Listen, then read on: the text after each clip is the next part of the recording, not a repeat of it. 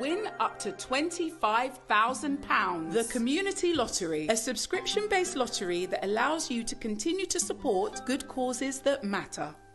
When you win, good causes win. Every month, eligible good causes have the opportunity to win a share of funds that could help them continue the good work that they do in our communities. To apply, there's no complicated forms, nor do you have to be a registered charity. Just grab your phone, send us a 60-second video explaining your good cause and the difference having extra funding would make to your project.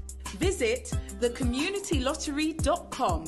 Hit the play button and sign up for either 13 weekly draws or by direct debit for just £4.35 that gives you 4 weekly draws. You could have the chance of winning £25,000. The aim of the Community Lottery is to create an additional source of funding that will enable good causes to undertake innovative projects that matter. If you're in, the communities win.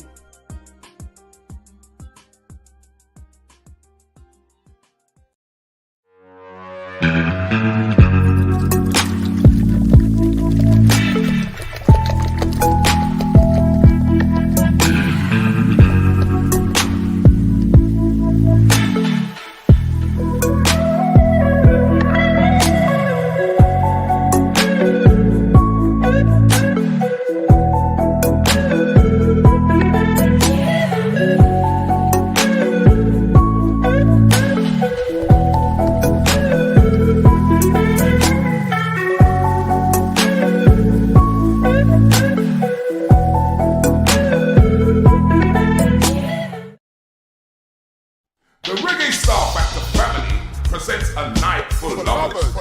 This will be a live broadcast. The link, Reggae Star Factor Facebook, Reggae Star Factor YouTube. The date, the 2nd of April 2021. The time, 7 PM until 11 PM. Featuring artists like Simplicity with songs like Loving Kind.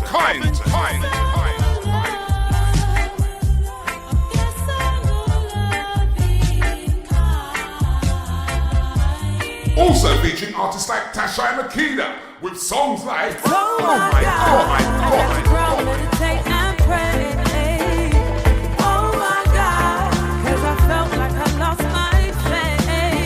And also featuring 2020 Reggae Star Factor winner LA Gray with songs like Better Way.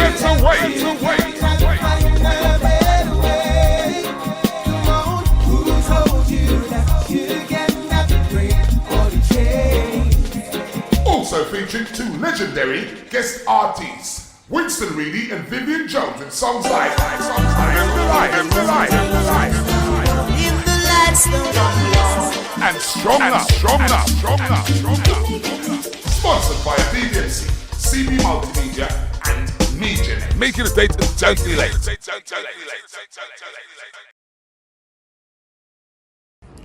It's our birthday. Yes, we are celebrating the first birthday of the After Dark show. Can you believe it? Well, we are having a Zoom party on Saturday, the 10th of April 2021. And you are cordially invited to celebrate the After Dark show's first birthday. It will take place on Zoom and you will have a full night of entertainment. There'll be live DJs, live entertainment, raffles and even a competition. So join us at the After Dark first birthday party. Tickets are available on Eventbrite. There are some free tickets, so go to Eventbrite right now and get your ticket, and we'll see you there.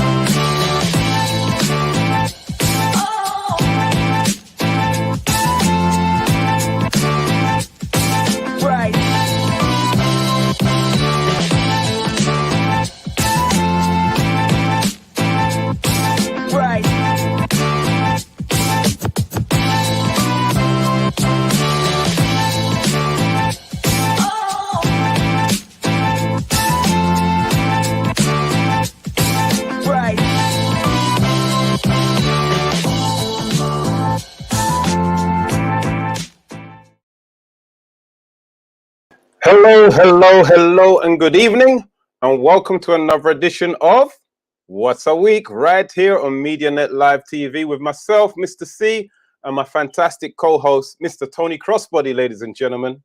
Oh, good evening, Mr. C. Good evening, everyone. Good evening, viewers. Good evening, Carolyn. And good evening, Angie. Welcome. Early birds. Good, man. How you doing, sir? Yeah, good, man. It was a reasonably nice day today, wasn't it? Listen, the joys of spring. Yes. A nice chilled out day today. For those of you working from home, looking out the window. Wondering when this nightmare is going to end. Yeah. Good evening, Angie. Good evening, Carolyn. Good evening to each and all. Remember to like, subscribe, and to share. We need your comments. We need your views as much as you like to hear myself's and Tony's. So, oh my gosh, what a week. Did you get up to anything over the weekend, sir? What is it to get up to, sir? Wishful thinking. The front room to the bathroom, the bedroom. I'm back again.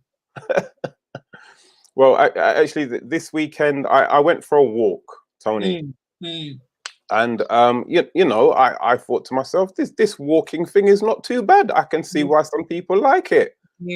I felt some fresh air enter my lungs, well, as fresh as you can get in London, but it was fresh considering the neighborhood that I was walking in. And you know what, I was thinking to myself, the temperature is starting to get a little bit Tony, is a little bit all right, yes, because I can't walk when it's cold outside. It's like all I'm thinking about is getting back into the warmth. Right. Some of us don't even contemplate coming out when it's cold, and it has been sort of the last week, the week before, man, and raining and just miserable in general. Oh yeah. The last couple of days has looked like spring at last. Yes, so good evening, Sharon, Spice Gibson, Normus Ferguson, Alison, how are you doing? Jackie Pearson and Hyacinth, good evening. Good evening, ladies. Good evening to you. And you know what? I've got to say that I'm going to come a little bit off script here, Tony. One of the things that I was really, really happy about on Sunday, and probably this one's missed you, Tony, is the return of Line of Duty. Oh my gosh, that's a series that I love to watch. The twists and the turns and the inner and the out. It's the only time I can actually say that I've got a fondness for the police force. What's that show? It's a TV show, right? It's a TV show. Yeah. Another fantastic BBC One production. Basically following the ins and outs of the anti-crime unit, anti-corruption unit in the police force. So it's the police investigating the police, and boy, they got some real good actors in that one, man. So I've been watching it from day one, and I'm very happy about the return of the new season. And plus, there's a young lady who I know who's actually in it this season as well. So I'm looking forward to watching her acting skills and seeing another person of color in a popular program. Right? Are there many people of color in that show? That's why I say I'm looking forward to seeing her. What they've done, in fairness, that there has been a particular person in a lead role in that program. Lenny James was in a season or so, and he was absolutely outstanding. He's a fantastic actor, one of our finest. But they do sprinkle a few little bits of color in the background and stuff. So they've got an Asian lady in there. I think she's of Sri Lankan origin. I could be incorrect, but she's got a significant role at the moment for now. For now, but the main characters are indigenous of the population of this particular country. Right. So Sharon says it's the first series. Then is it? Is this the first series? This is around about season 4 or 5. Oh, right. Okay. Yeah, that's the thing with me. I don't get really caught up with this. Like, imagine now, this could be season 4 or 5. Ask me what the main character's name is. What's the main character's name? Me no know. Me no watch it like that. Saying hello to DL. I'm terrible. I don't know the names of there's only one person name I know in there, yeah, and it's H, and nobody know who H is. But he's the only. Who's the main actor in there? Is it someone famous that we know? Oh, gee, see, I don't even know what his name is. The actor. Oh. There's a female in there at the moment. She's been quite popular in a few things. I can't remember her name either. I just don't take in that kind of information, Tony, when I'm watching programs. Right. Yeah. So, Season 6. Charmaine Bradshaw. Good evening, Charmaine. She says, I watched it. Where's it gone? Well, I watched it in the Lenny James days. Need to check it out again. Yeah. Lenny James in it was just, oh, my brother. That's drama. British drama at its finest. Fantastic. Absolutely fantastic. Yeah. And Tegan Allison says series 1 was the first with Lenny James. He was awesome. Awesome. Okay. Yeah. What else? What else are we? What else am I missing on TV? Anything else worth watching? Well, there's this new series called The Circle, which I'm sure the ladies will tell you all about it, Tony, because it's not something that me or you will watch, should be watching, or even need to know about. Yeah. Okay. But it's a popular show. But I think for the ladies and their daughters, possibly. I can't see any reason for a man to be watching that program unless he's about to come out. Right. Carolyn says Emmerdale, of course. I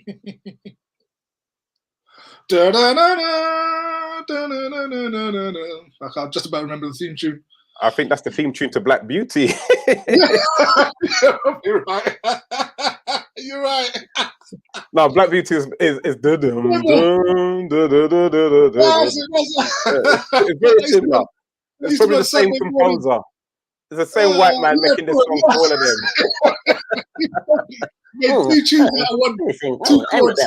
Emmerdale is a farm with horses, Black Beauty. Yeah, it's the same tune. Oh man, I remember that used to be on Sunday mornings with Black Beauty. Black Beauty, man. Listen, they don't have program. Look, can you imagine trying to get young people of today to watch a program which is about a horse? Unless the horse is got bling and the hair is Brazilian, they're not watching it. They're not watching that. I actually watched it because it was called Black Beauty, not because I was interested in the horses. It was the closest thing we could get to a black man on TV then.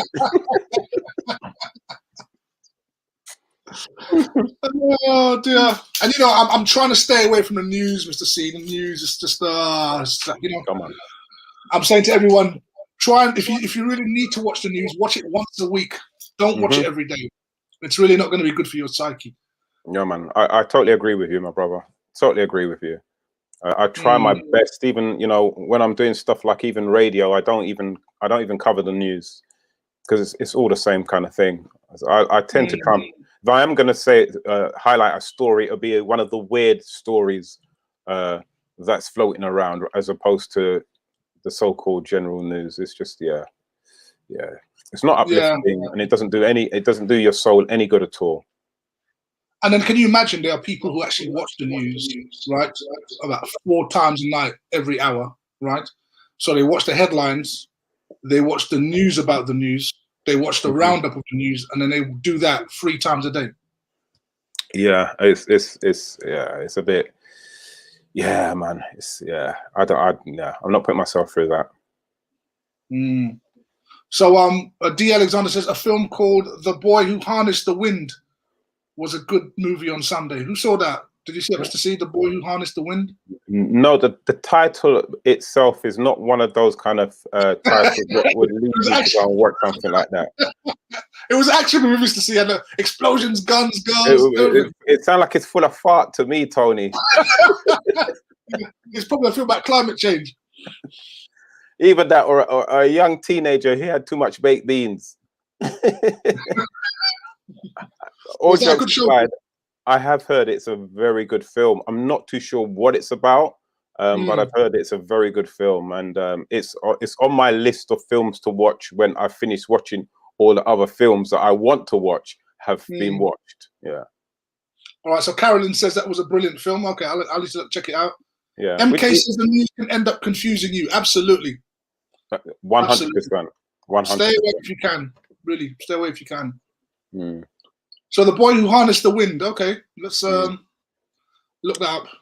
Carolyn's saying, guys, did you see the Lammy video? Man coming good. Are we talking about the right honourable David Lammy? I imagine she is talking about that. Yeah. Mm. I've not seen it. I've not seen anything. What's he doing? Can you give us a little bit more clue, Carolyn? Yeah. What's he talking about? The context. Oh, so Charmaine points out that that boy who harnessed the wind movies, Chiwetel Ejiofor, and it's based on a true story. Okay, I like him. He's one of my favorite actors. Okay, and it's on Netflix, says D. Thank you very much for that, D. Okay. Well, I'll give it a try. There's a lot of you who I value your opinion. So based on those people who have actually said that this film is quite good, I should now go and I'll give it the 10. That's what I do, Tony, with films, like especially with Netflix. Sometimes you've got so much choice, you don't know what to. I say, look, I'll go for 4 films, and then what I'll do is the next film I'll actually watch it for 10 minutes. I'll give a film 10 minutes, and if it's not gripped me in 10 minutes, right, I'm not intrigued, or I don't think the acting's up to scratch, then I'll go and look at another film for 10 minutes. That's what I do now. Because otherwise, I found that I was spending around about 2 hours looking at what to watch. And by the time I find something to watch, I'm tired. But it's funny, you're like me. I give a movie 10 minutes. If I don't feel that I'm interested or invested in the plot, I'm not going to bother anymore. I'll look at something else, Yeah. But there's so much to, TV has become like books now. There's just like so much to read, there's so much to watch that you could spend your whole life sort of engaged in entertainment. Definitely, man, definitely. And Tegan Allison says she watched The Best of Enemies at the weekend and she #cried. Ooh. Are you talking about the one with between Roy Keane and Patrick Vieira, that Best of Enemies? Or is this a different film or a different program or different documentary? Charmaine Bradshaw says she still hasn't watched Coming to America 2. Oh, Charmaine, don't waste your time. Really? Is that what you thought, Tony? Oh, mate, 10 minutes, that's all I could handle. And then I started to see them going to some feminist business. I thought, oh, no, not for me. Not for me. I watched all of it, and I was gently entertained. I was gently entertained. Yeah. Go on, Tony. Nothing's going to capture the magic of the first one, And when I often say, when you try to repeat a feat twice, it's never going to be the same. Best not to try and do it. I think they've left it too long. They've waited too long to do number 2. Yeah. In fact, they should have called it coming too long to America.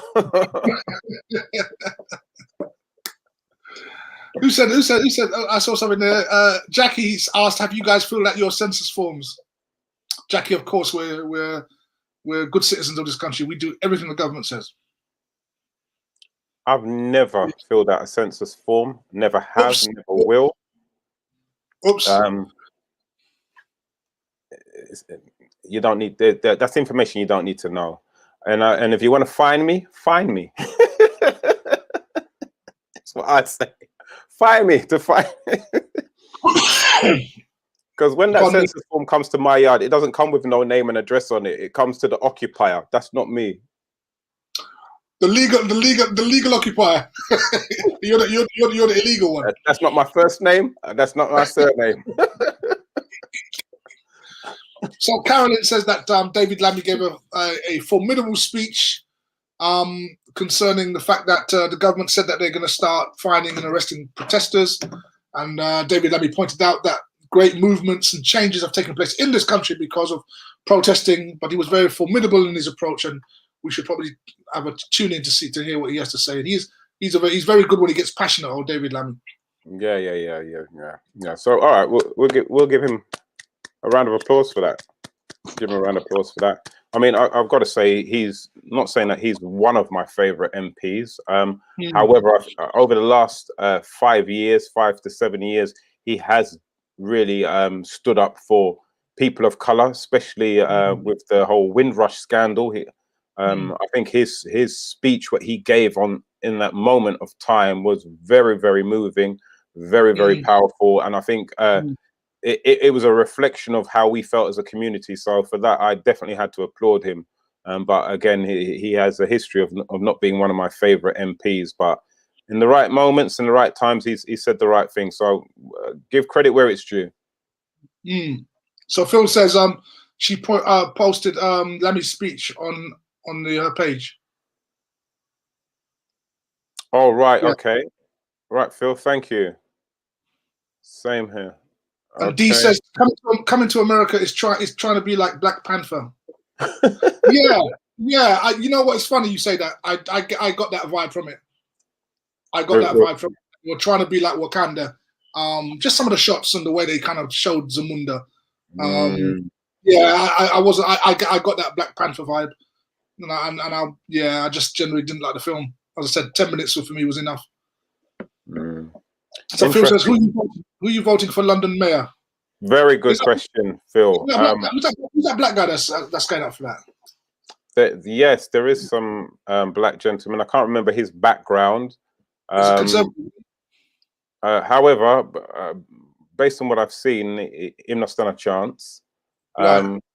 There's an interesting candidate who I think it'll be interesting if he wins it. It'll be very, very interesting. I know what you're talking about. Yeah. I know you're talking about Brian Rose. Yeah, Brian Rose. Yeah. It'll be interesting on two different levels. Number one, because he's an actual American or Canadian, wherever he is, he's not actually. But then again, having said that, would he be the first American to be mayor of London?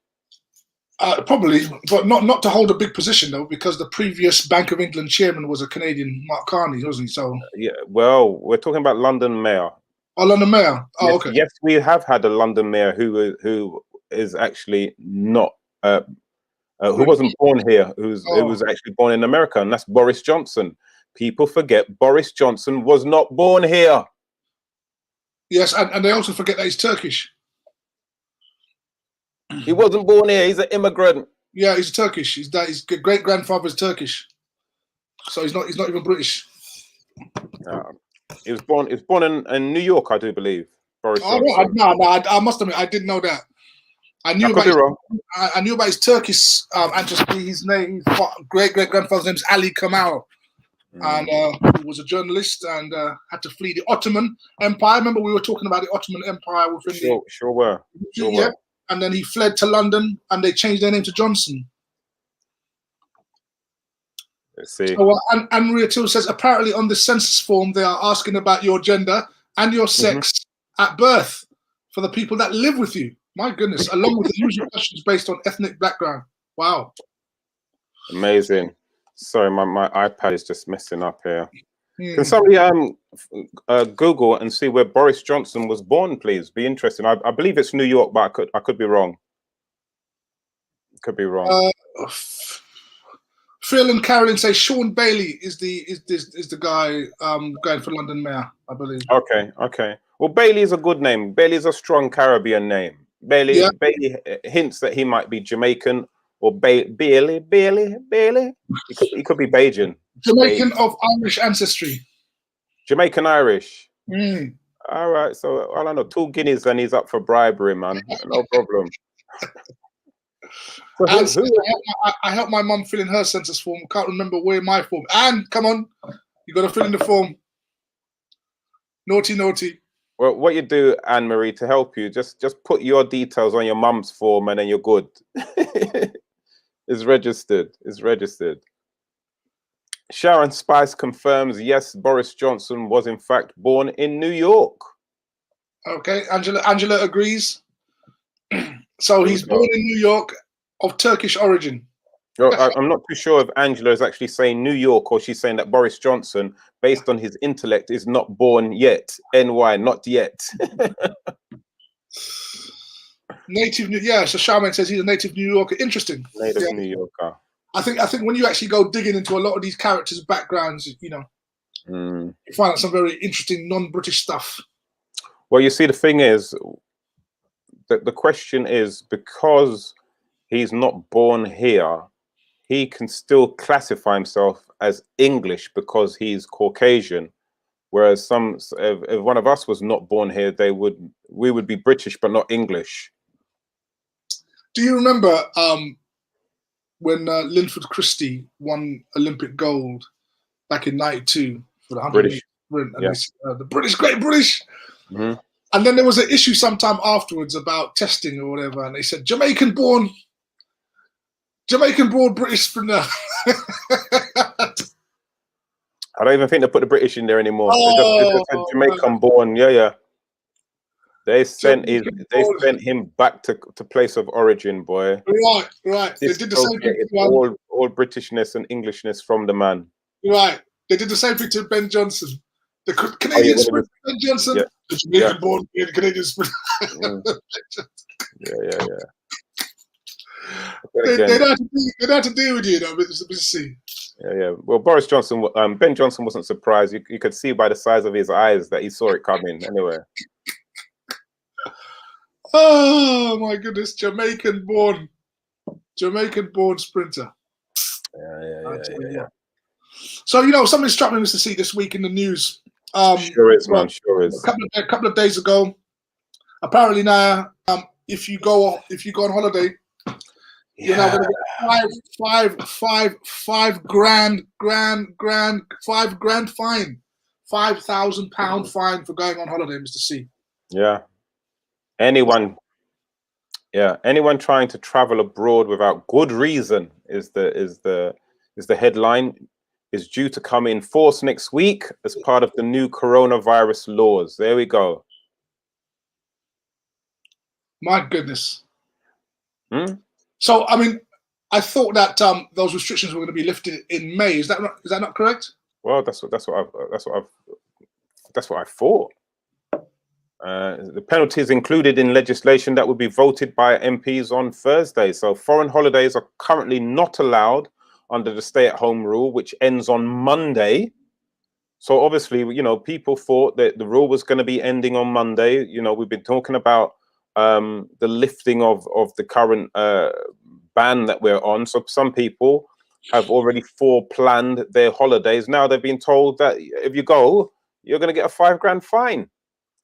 So people are now looking through their insurance policies to see if there's some get-out clause where they can probably get out of the holidays or postpone their holidays until a later date when Boris and his cronies feel happy. Or otherwise, some people may be liable to lose their holiday monies or deposits. I think they made a caveat with that, unless you have a reasonable excuse. Okay, well, yeah. I mean, what is a good reason? I mean, for me, it's like I've been working continuously for a year without a holiday. I'm at breaking point. I feel like I'm losing my mind. I feel like I'm going to go outside and do self-harm or any kind of harm if I don't have a break. That might work. That might work. And besides, I would like to say that legally, I don't think that's enforceable. To be honest with you, under Magna Carta, everybody has a right to travel. Well, Angela points out, depending on the data. So do you remember Boris said about, and we read it on the show a few weeks ago, about the stages, sort of starting from next month, May, June, which would actually take us out of the lockdown. Now, obviously, Boris has said, well, we're not looking at dates, we're looking at the data. So in other words, if the so-called variant that they're concerned about manifests itself fully, then all those dates will change. Okay, well, they have given a little bit of clarity. They're saying that the earliest date where people in England can go abroad is the 17th of May. And you know, when you think about it, what is the point of creating a headline like this and going through all the fuss of debating this, voting on it on Thursday, when you're saying that, you know, come the 17th of May, we can go on holiday? Is it really worth it? What are we talking about? 2 weeks, 3 weeks? Let the people go on holiday. Just, if anything, just say that everybody has to have a test before they go out and the test when they come back. That would be the more enforceable thing to do. more sensible thing to do. It's like I sometimes I don't even know what Boris thinks about. Does he wake up in the middle of the night with these ideas? You know, someone said earlier why the news is confusing, because it actually ends up conflicting with what they say. Because now, of course, ministers are saying that they want to extend that travel ban until July now. So now we're not just talking about, you know, the lockdown being lifted in June, or the travel ban ending. When is it supposed to be? May. Now they're talking about July. So you got to expect with this government that things are going to change, and it is unwise to make any plans based upon any news that you're hearing. So MK says, the way I'm feeling right now, I might just fly out, save the grand on the census form. Fantastic, MK. Towards the holiday. Yeah, excellent. That's a great idea. Yeah. MediaNet Live says a good way about it is having a second home abroad. There you go. So you could actually say you're going home. Please make sure your passport is in order. You might not be able to get back. Yeah, well, if you got that passport, then you're good, isn't it? If you got your parents' passport, then you're all right. Yeah. Unfortunately, Charmaine Bradshaw says, "Bang goes my trip to Portugal in May, but I wouldn't get in as I haven't had the jab." Yeah. So, but yeah, Charmaine, does make no sense, because they're gonna push for that, and depending on most countries you now go into, if you even get to their airport, you won't be allowed through the terminal without that. And you know, and it's like when I'm reading Carolyn's, you know, I have to take a moment and breathe and think to myself, wow, man. Like Carolyn says, she was supposed to be going back to Yard, which is Jamaica, for any of our English viewers, for her daddy's 80th. That's her father's 80th. Then it was changed to Tanzania, and now she cannot go anywhere. For the real Yard is no, can't go nowhere. So I mean, that is, you know, something like an 80th birthday celebration that's something special. So surely, you know, yeah. I think it would be advisable, Mr. C, for people not to book anything until we've kind of had a sufficient enough lifting of the embargo, so that you can actually have confidence in what the government is saying.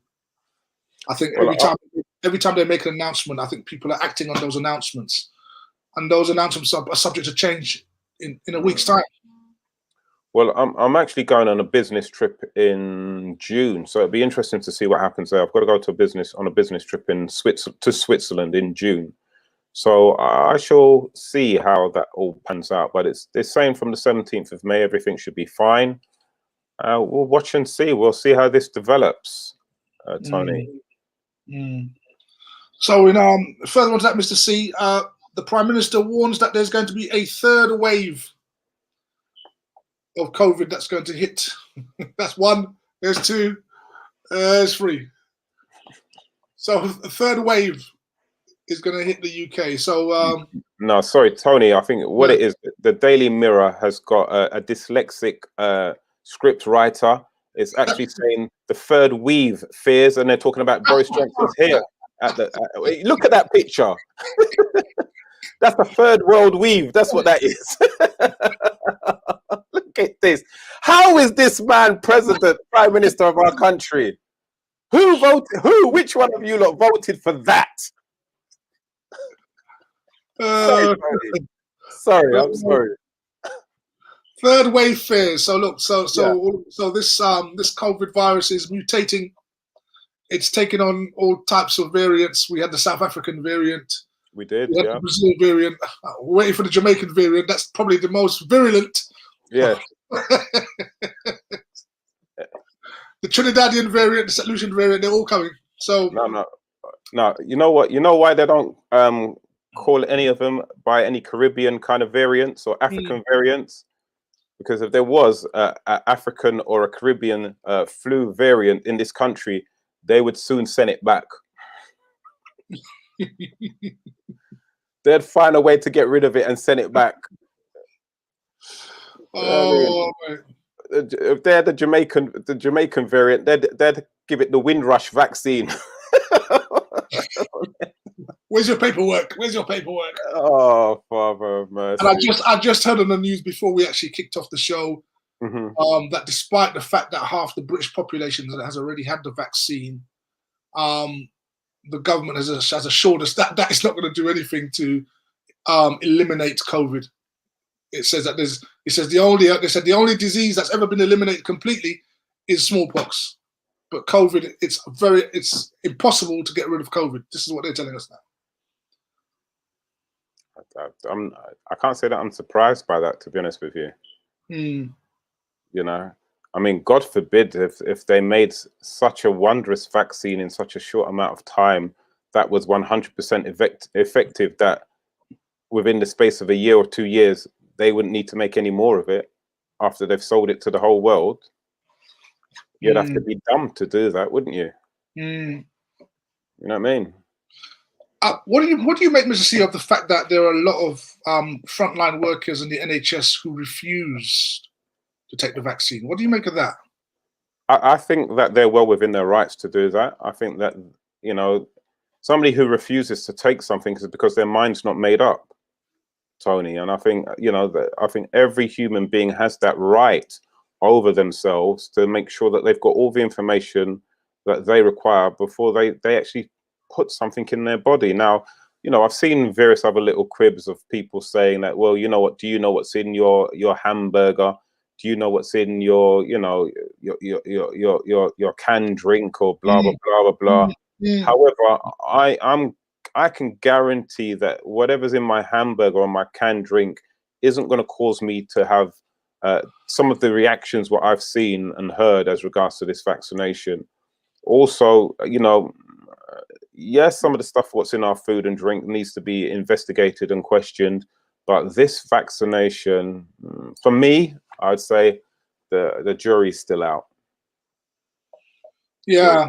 And I do find it interesting. I mean, you know, the way that they're sort of making, you know, well, coercing people to take the vaccine. I would have imagined that a lot of these frontline staff for the NHS would have been threatened with losing their jobs if they didn't take the vaccine, but that doesn't seem to be the case. Well, no, not in this country. I've seen in other countries, such as parts of America and also parts of, I do believe, Canada, where they have gone to that step where people are saying that, you know what, if you're not taking the vaccination, then your job is up for grabs. Right. So say good evening to Stacey. Stacey, she says, we as NHS staff are concerned about the pushback for the freedom of liberty more than the vaccine itself. So are they actually forcing you, Stacey, to take the vaccine? Is that what they're saying to you? Stace? I don't know if she can. I know. Yeah. D Rose, hello D, says it's not the case yet. I do know a number of my friends who are in the NHS have refused to take the vaccine, and there's not been any repercussions. Okay. And I think part of it, I think, Mr. C, is that these frontline workers have actually seen the effects firsthand. Can you imagine, like, they would have seen cases of people pretty much immediately having the vaccine, having some type of reaction, and that would have put them off. Yeah.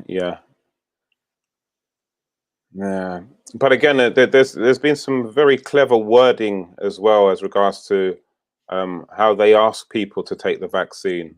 What I've been told is that some people were informed, can you make yourself available tomorrow at 12 for your first jab of the vaccine? You know, so yeah. And MK makes a good point. There is a question going around in the NHS in the future: should patients have a choice to only have a nurse who has taken the vaccine look after them? And I think you will find that in many industries now, wherever you go, you know, there's going to be this sort of thing about, well, I don't want X dealing with me unless they've had the vaccine. Anne Marie says, remember a couple of years ago, they tried to stop children that did not have the MMR vaccination from registering for certain schools. Right. Yes, indeed. Yes. And you know what? Sometimes, Tony, with these kind of conversations, you find the most unlikeliest of person to come up and say the right things. Let's have a look at this next video.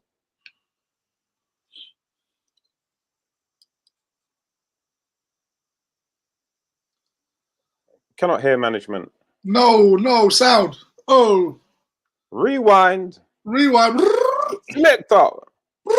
Calls in as many days, others saying that they're called repeatedly, texted, and then eventually someone gets hold of them. There we go again. Rewind and come in again. So many of you have been in touch saying you are being bombarded by the pressure to have this vaccination. Some people are saying that they've had 8 texts and 2 phone calls in as many days. Others saying that they're called repeatedly, texted, and then eventually someone gets hold of them and says, well, I'll book you in, and then if you want to cancel it, you can sort that out later. Presumably they're being incentivized on the number of people they can book in, and that's why there's the hard sell for that. And it seems that this pressure is not only coming from this generalized sense that everybody has to have the vaccine, it's been specifically woven into the system by this document and no doubtedly other more sinister documents. This one is an NHS document. I apologise for the scribbling on it, but I've been reading it multiple times. NHS England and NHS Improvement. So this comes from inside the socialised healthcare system. It's from the Behavioural Change Unit. That should make your eyebrows go up, in partnership with Warwick Business School, blah, blah, blah.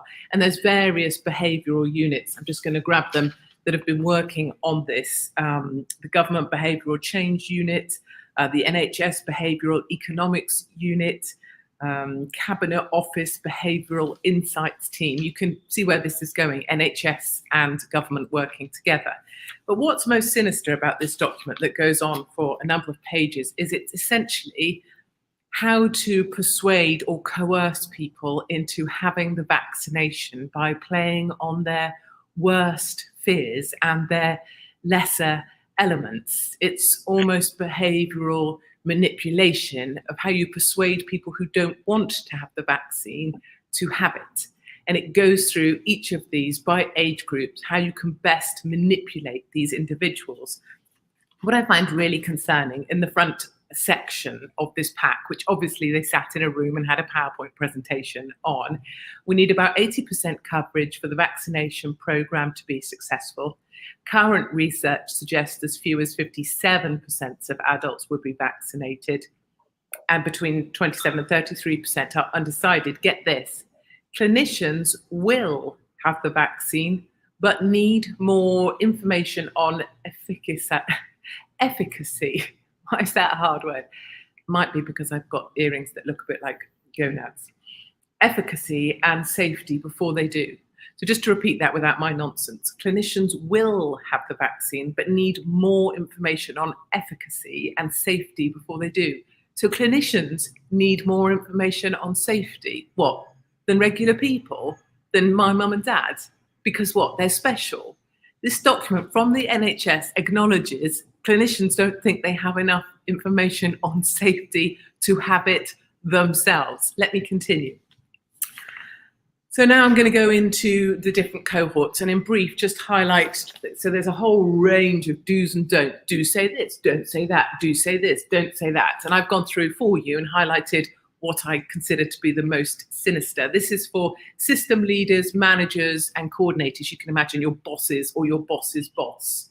Behavioural insight supporting the advice that you shouldn't underplay the enormity of the task at hand. Ego, react in ways that make us feel better about ourselves and support the impression of a positive and consistent self-image. So it's telling your boss to push the fact that this is a massive challenge and manipulate the ego of individuals, that they want the most positive impression of themselves in the workplace. That's an absolute madness. Then it talks about what the rollout needs to be successful. Don't assume leaders will know what to do. And it talks about default settings. We go with the flow of preset options and regularly accept what the easy default setting is. So it's encouraging leaders to manipulate the fact that people are more likely to go with the easy default or whatever everyone else is doing than to think for themselves. This document encourages bosses to play on that. Let's now go on to health and care workers. These are the immunizers themselves, the people sticking the needle in you. And then they use this, they're going to the point of saying, don't make it sound too onerous. Don't make it that immunizing people would be an onerous task. Messages or actions that will land well. So this is what they are telling you to say, the narrative for someone holding the needle. Immunizers are the latest NHS heroes. Your important role will make a difference, enabling people to return to normal. And they use this phrase over and over, trying to pay off. Having the vaccine will mean return to normal. But it's telling the NHS people who are going to be holding the needle, you're the new hero. That's what you're becoming by taking this needle and shoving it in someone. You're the new hero. Let's move to this, care home residents. So this is going to be the much older population. There's a line in here somewhere that I found, and it's about playing on the national effort. So remember Captain Tom, love his heart. But they specifically say for the care home generation, you should really ramp up this, promote this is a national effort with everyone pulling together. You see where Captain Tom came in now. You see why the media loved him so much, because for that cohort, it was the wartime spirit of pulling together. They suggest, and this is, I just find this really, I find it insulting. Your care home is safe. Wow. Yeah, so Mr. C, man. So straight from the horse's mouth, pardon the pun, but I know Katie Hopkins is not a big fan of black people for some of the things she said. But I think she's spot on with where she's talking about this particular this particular thing. Definitely, man. For me, I think that, you know, whenever there's truth being said, it doesn't matter whose mouth it's coming from. Let's listen to the facts and let's act on that information. And I'm for one, I don't think there's anybody here who does particularly like the woman. There's no other reason for her to be shown on our platform, but that's one thing we can't be is ignorant of truth and facts. And she presented some wonderful bits of information there for us to have a think about. And again, so we can see the scale of this mass manipulation. Again, that, you know, the bodies which are involved is all targeting behavior. So again, it's clear to see what the objectives are. It's clear to see how things are being orchestrated. It's very, very clear to see by me anyway. What say you, viewers? So interesting comment by Ali J. Good evening, Ali. She says, over here, an employer can make the vaccine a requirement to continue working there. So either below. Can your employer enforce the vaccine? The short answer is yes. An employer can make a vaccine a requirement if you want to continue working there, but there are significant exceptions for potential concerns related to any disability you may have and for religious beliefs that prohibit vaccinations. The question has become more urgent since the US Food and Drug Administration granted. Okay. So I know there's a particular company called Pimlico Plumbing that actually it's a big plumbing company. Yep. Recently changed their contracts and made it mandatory that all their staff were to have vaccines, and if they didn't, they wouldn't have a job. Wow. So yeah, I mean, so that's a little loophole where you'll find a lot of companies will do that, where again, what they'll do now, they'll update the contract, and if you do not renew your contract, then you have made yourself unemployed. So that's one of the loopholes that they're using. Over in America, there is a loophole, Ali. I cannot remember the fullness of it, but I know one of the people that I'm following on Instagram have literally been targeting that, where because it's not that literal. That hasn't been agreed by the vaccine hasn't been certified by the FDA yet. So there's a little loophole there, whereas anybody forcing you to take the vaccine in America, because it's not certified, properly certified by the FDA, there's a little loophole. So you can countersue literally in America if you're being forced to take the vaccination through work or through employment, I do believe. I would imagine that anybody going for a job interview now would probably have some sort of clause put in the contract that suggests that there is a possibility that they might have to have a vaccination in order to get the job. So if you sign a contract that says that, then obviously you would be under obligation to have it when it was introduced. Yeah, and to be honest with you, look, the way how these things work is that it's all contract, people. So if your employer is saying to you, you know, you have to have the vaccination, they would like you to have the vaccination in order for you to continue your term working here, then what it is for you to do is to draw up a contract as well, saying to the likes of, well, look, I will agree to take this vaccination if you now agree to these conditions, i.e., number one, if anything happens to me as an adverse reaction to this vaccination now or in the near distant future, you are liable to XYZ.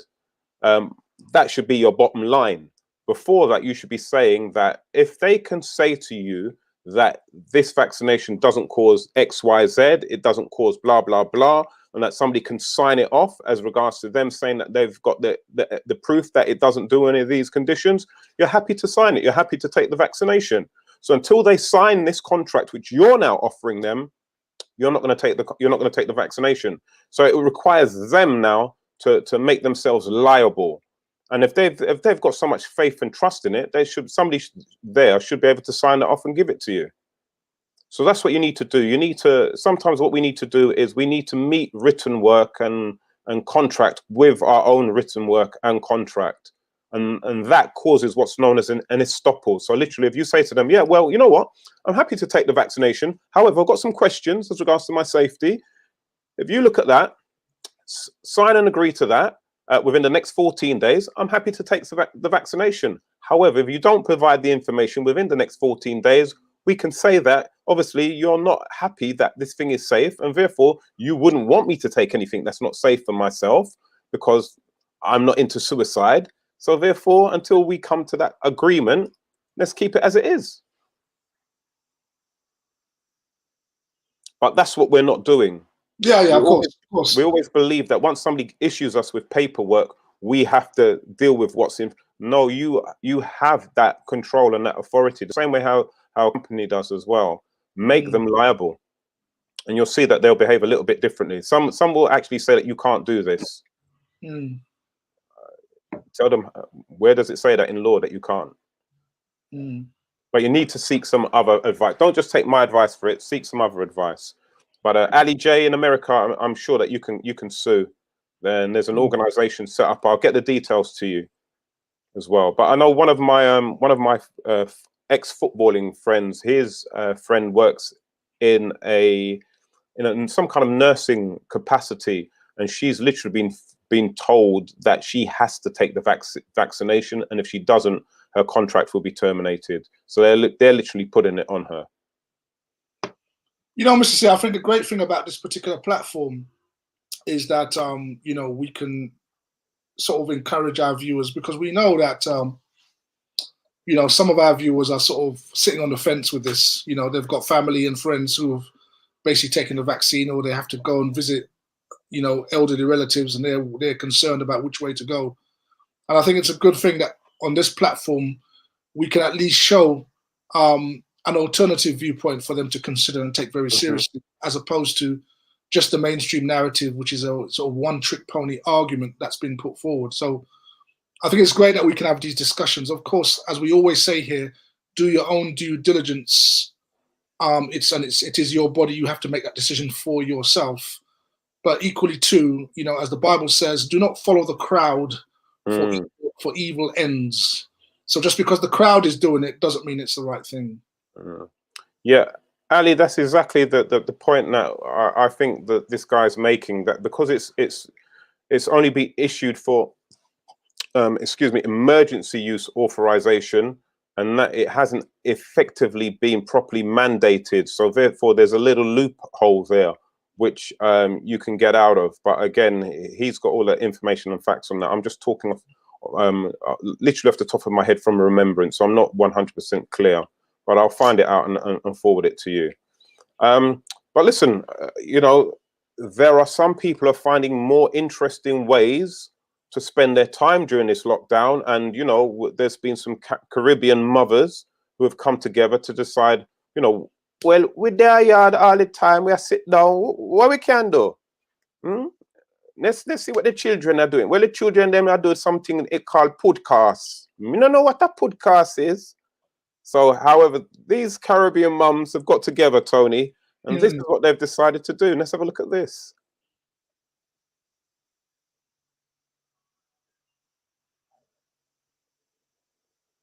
Peas. I can count the peas. There's about 6 peas here.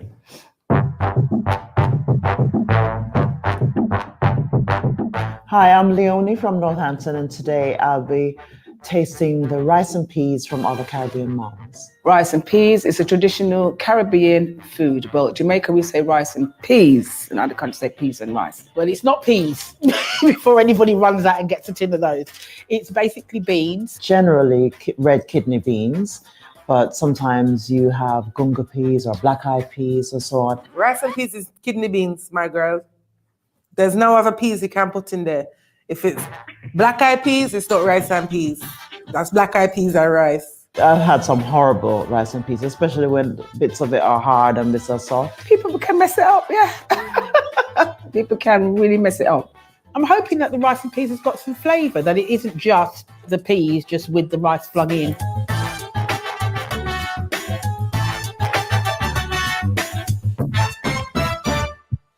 Let me see what I got on here.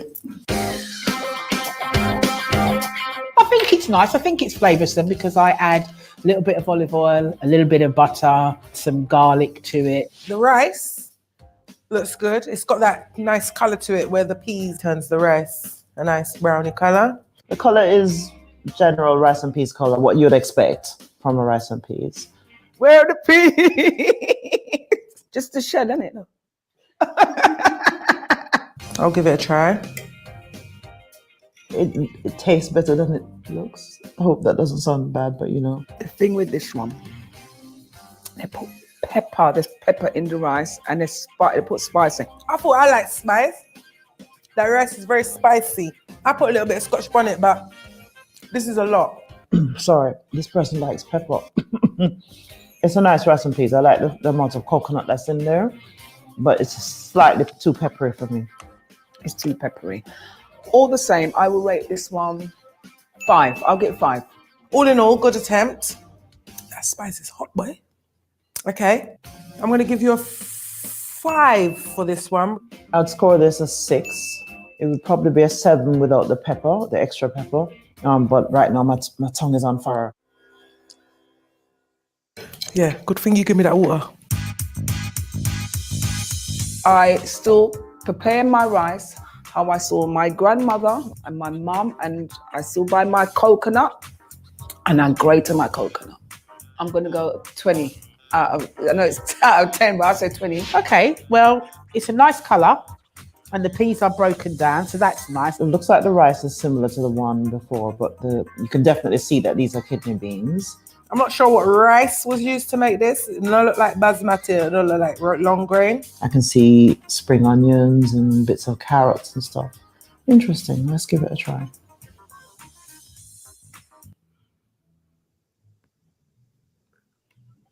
I'm tasting a good amount of coconut again, which is always a good thing for rice and peas. It's not a bad rice and peas at all. I prefer the flavor of this because it's not as spicy. It's got a strong flavour of the peas. Yeah, it's not bad.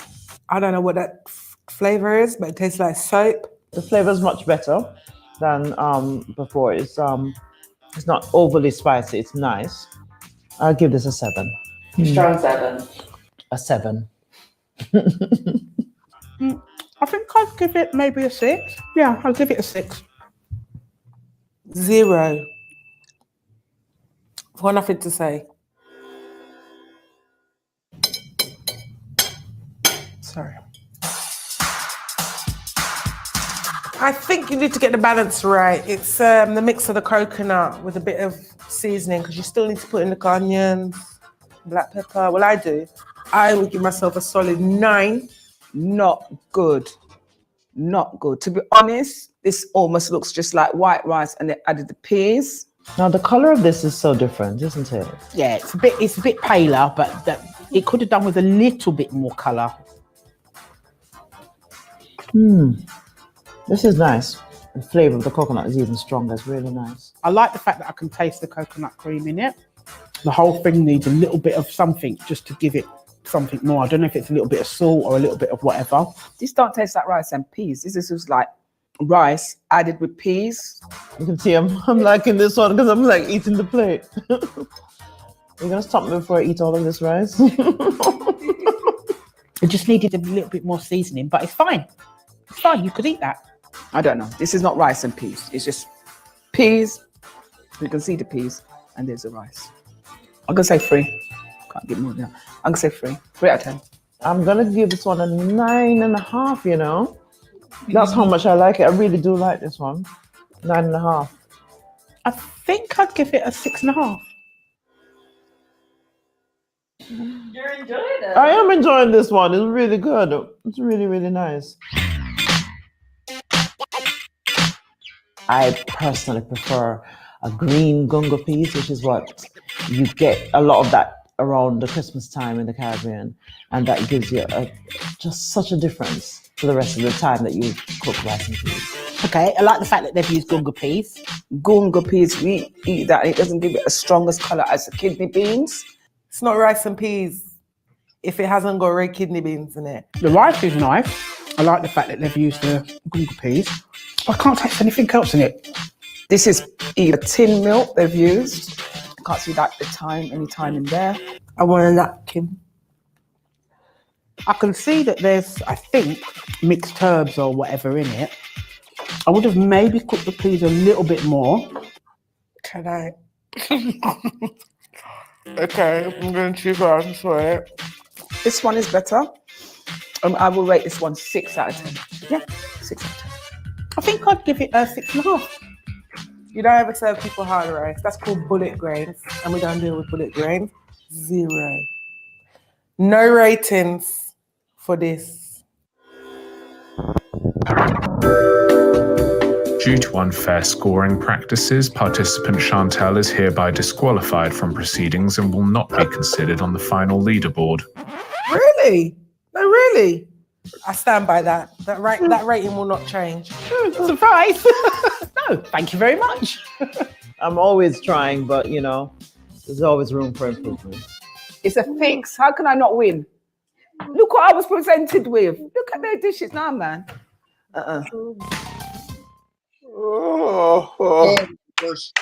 That's too funny. Why, oh why? Chantel. You know they had to cut bits out of that, innit, Tone? When they disqualify Chantel, you know, say it was just all like all teams were just like, right. You know she lost the plot. Right. Whenever you see a black woman do this, when you tell a black woman something and they do this with their clothing, pull it together like this, you know the elbows was going. Yeah. And that was fun fun to watch, Mr. C. Oh man. So now we've come to, well, we're at 6 minutes past 8. So we probably need to start talking about a little bit of history now. Yeah. Seeing that time is running away from us. So is there anything you want to add before we start, Mr. C? No, man, listen, I think, as you said, it's time for us. We've had a little laugh. We've looked at some of the news and views of the week. Anything else can wait until next week.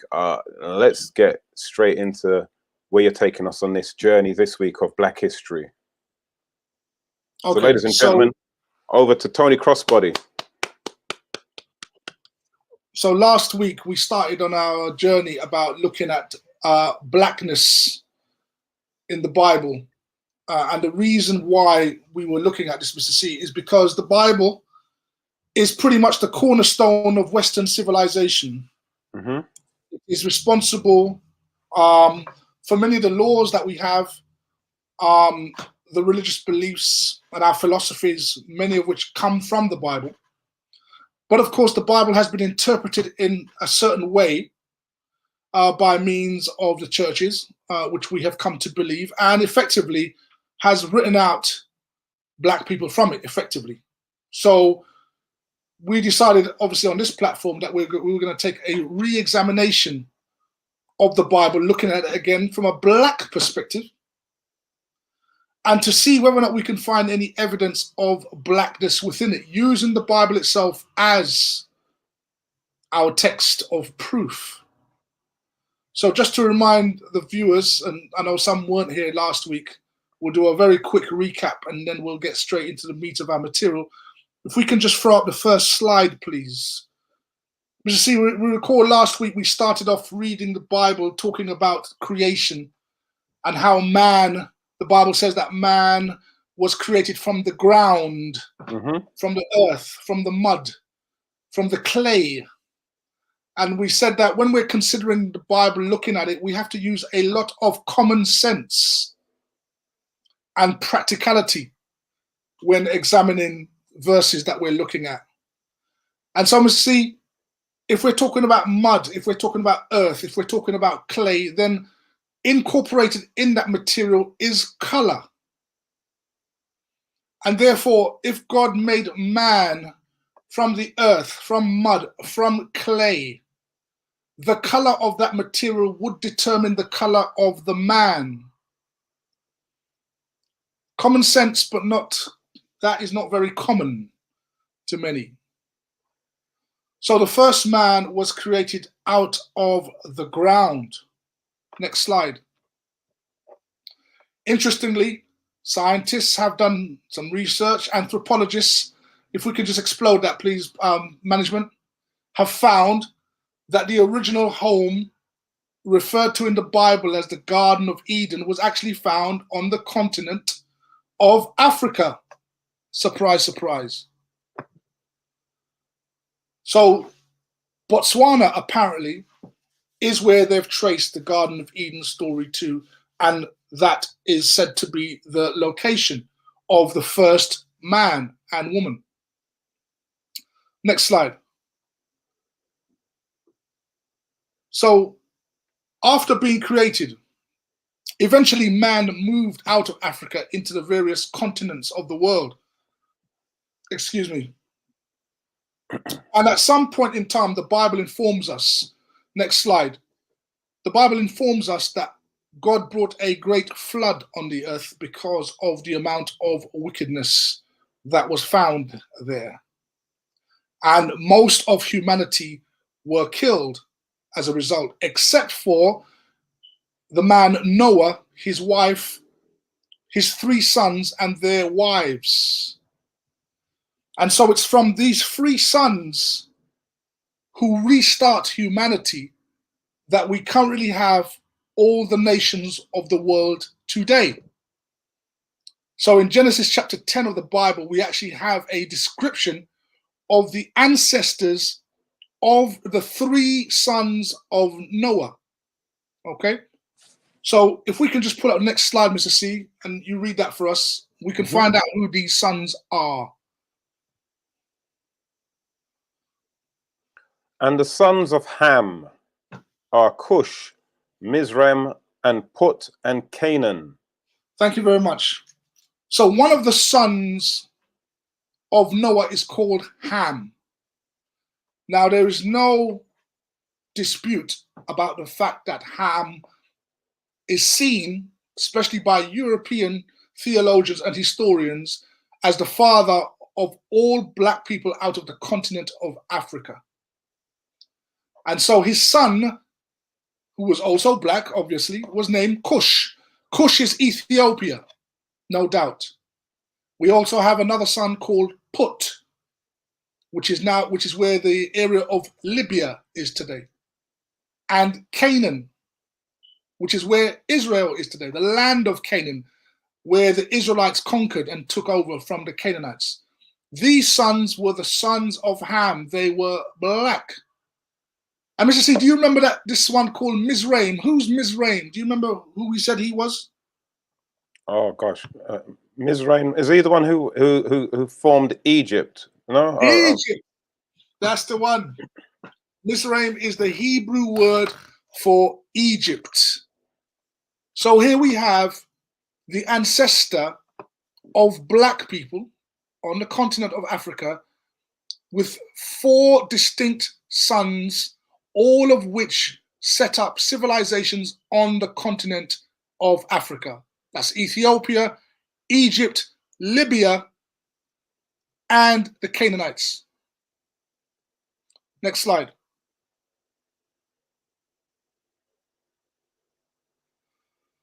So if we can just expand that map, please, management, so people can see Africa specifically. We want to see if we can look at Africa very closely.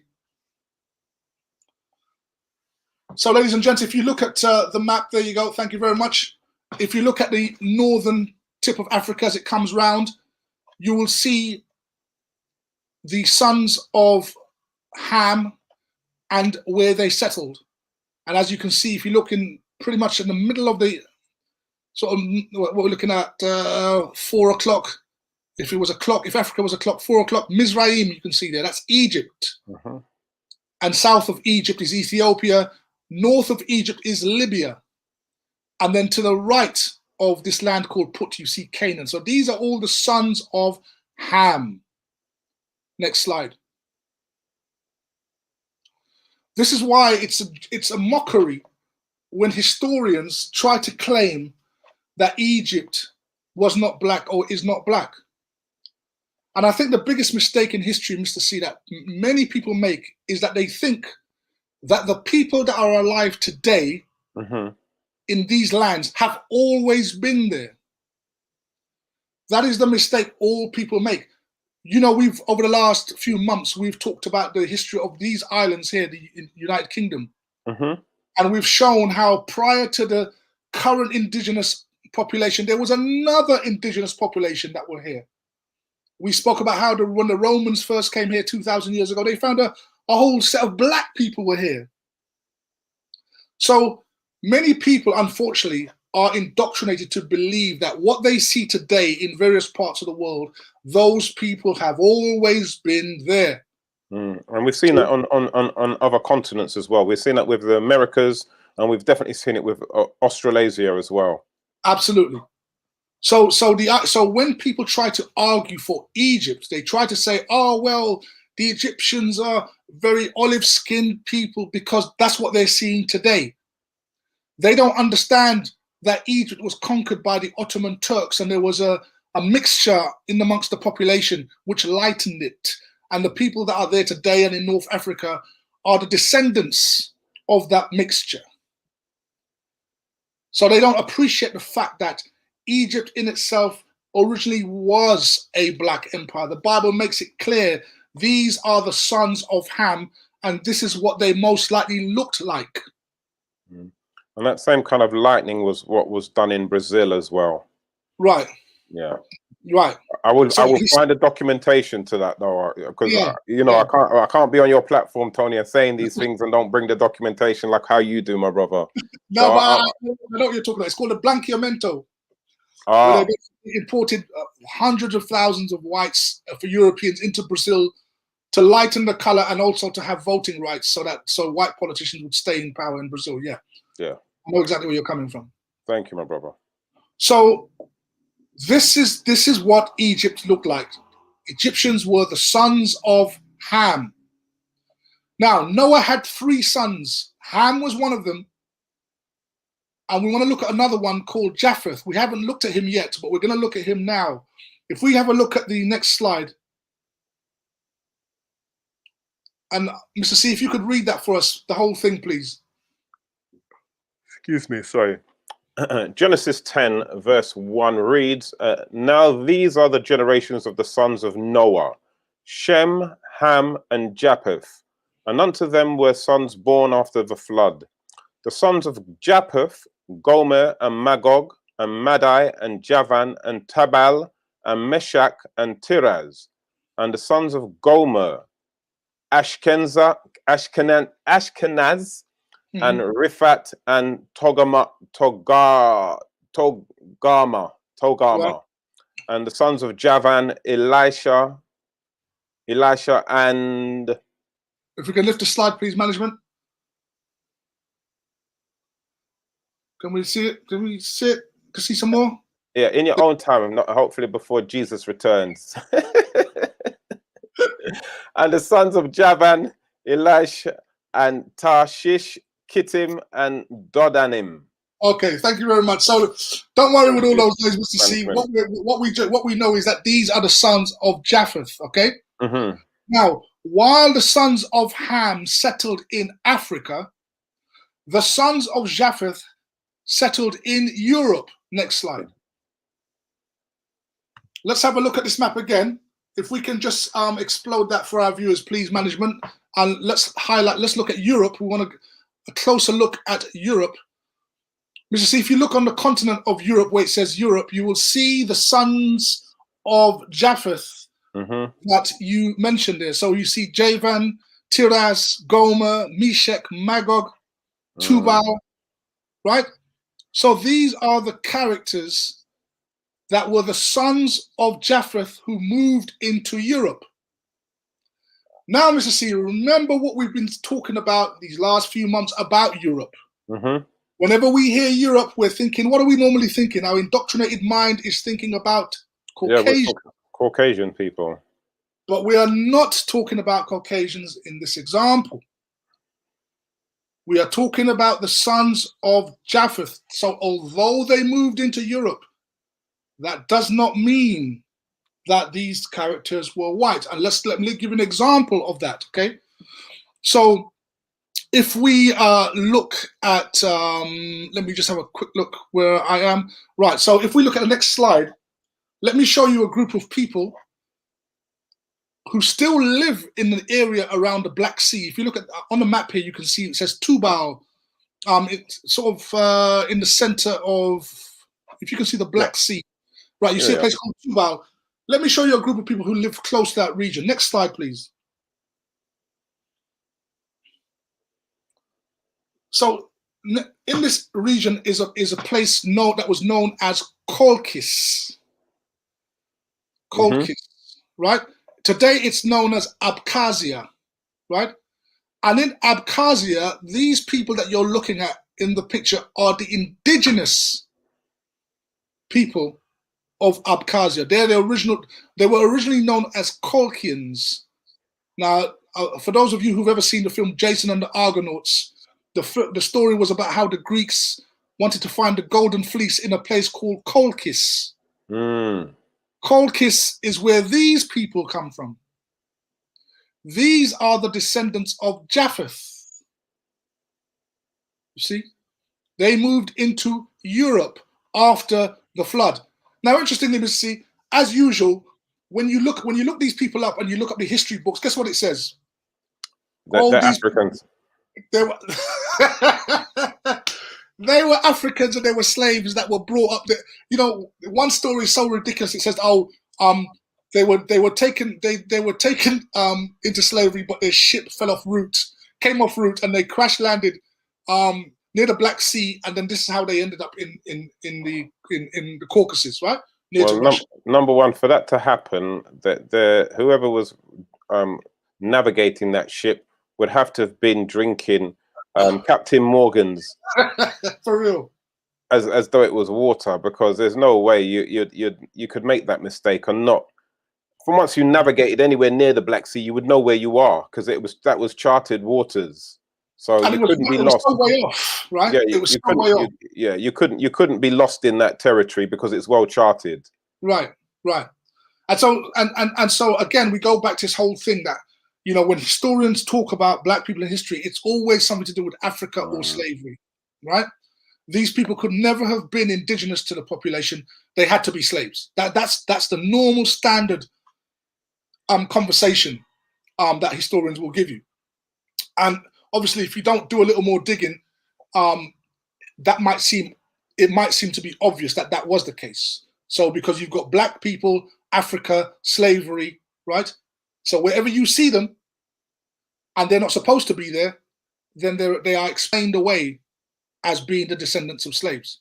But that is not the case here. Okay, so these people are the original Colchians in a place called I forgot the name for it. I'll come back to it. Abkhazia. Okay. Abkhazia, right?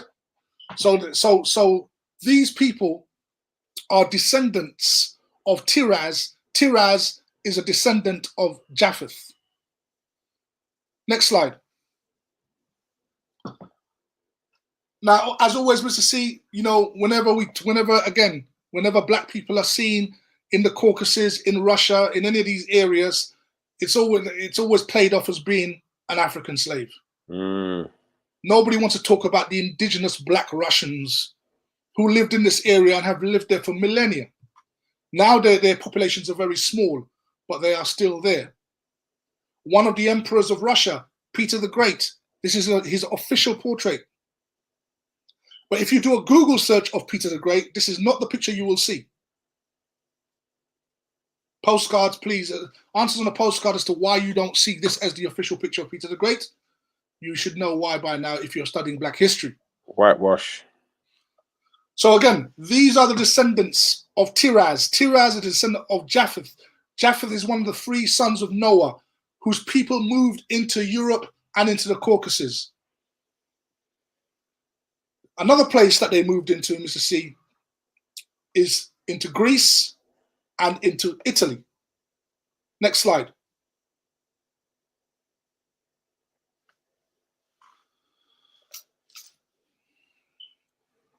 We have been programmed so thoroughly about history with regard to the Romans that many people would never believe that the original Romans were black. See, the original Roman people came out of the Etruscan people. And the Etruscans were a very small kingdom within the Italian peninsula, who eventually grew and became the mighty Roman Empire. And these people were the sons of Japheth. In fact, in the Bible, they are known as Javan. So Javan is the ancestor of Japheth, and the Romans are the ancestors of Javan. Now, we know that over time, the Romans became a very mixed society, but initially, its initial start, like many of the great empires of the world, were black. Next slide.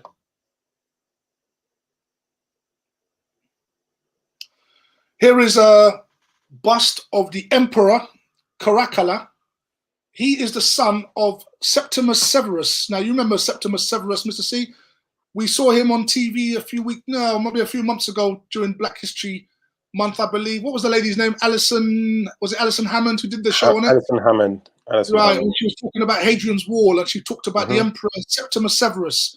Well, this is his son. One of the great emperors of the Roman Empire. Right. This is his son, Caracalla.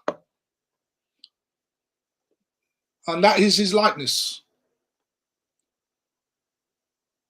So the idea, of course, that we see through movies and through photographs and through pictures that Romans were white with a few black slaves, as they always like to say, no, that's not real history.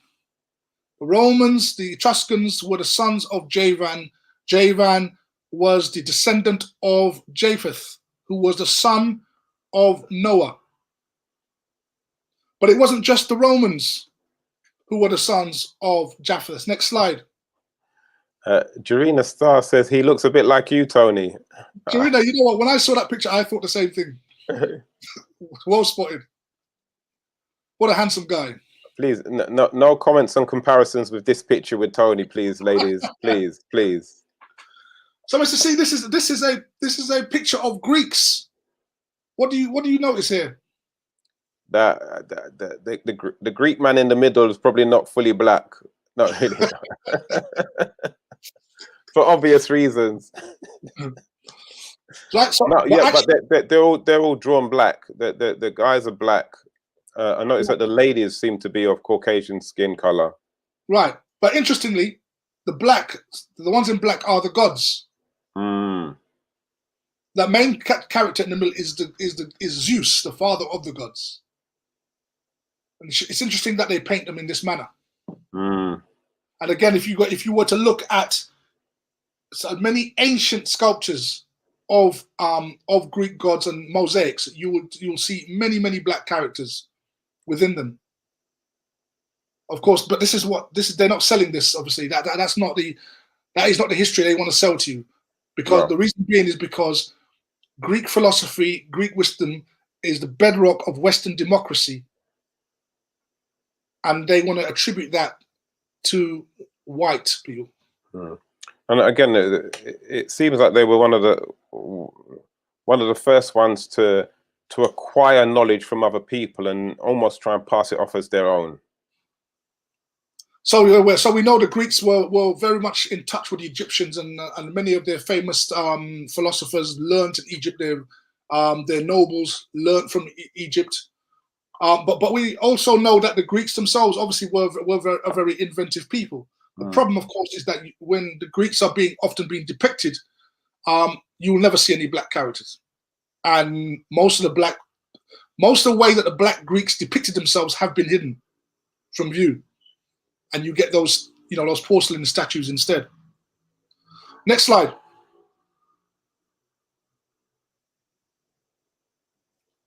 So going back to our map again, Mr. C, if we look at Europe, the continent of Europe, and we see to the left, we'll see Javan. You'll see that's over. Nope, go back, please. Go back. Thank you. So you'll see Javan in where Greece is. You'll see Tiraz, Gomer, and this is all going up into the Caucasus. These are all the descendants of Japheth, right? These are all the descendants of Japheth. So you have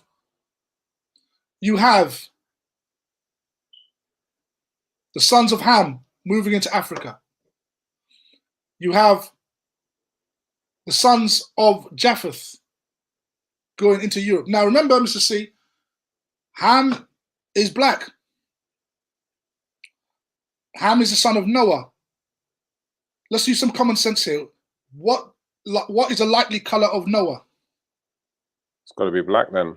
Got to be black. So if Noah has sons, one of them is black, what is Japheth likely to be?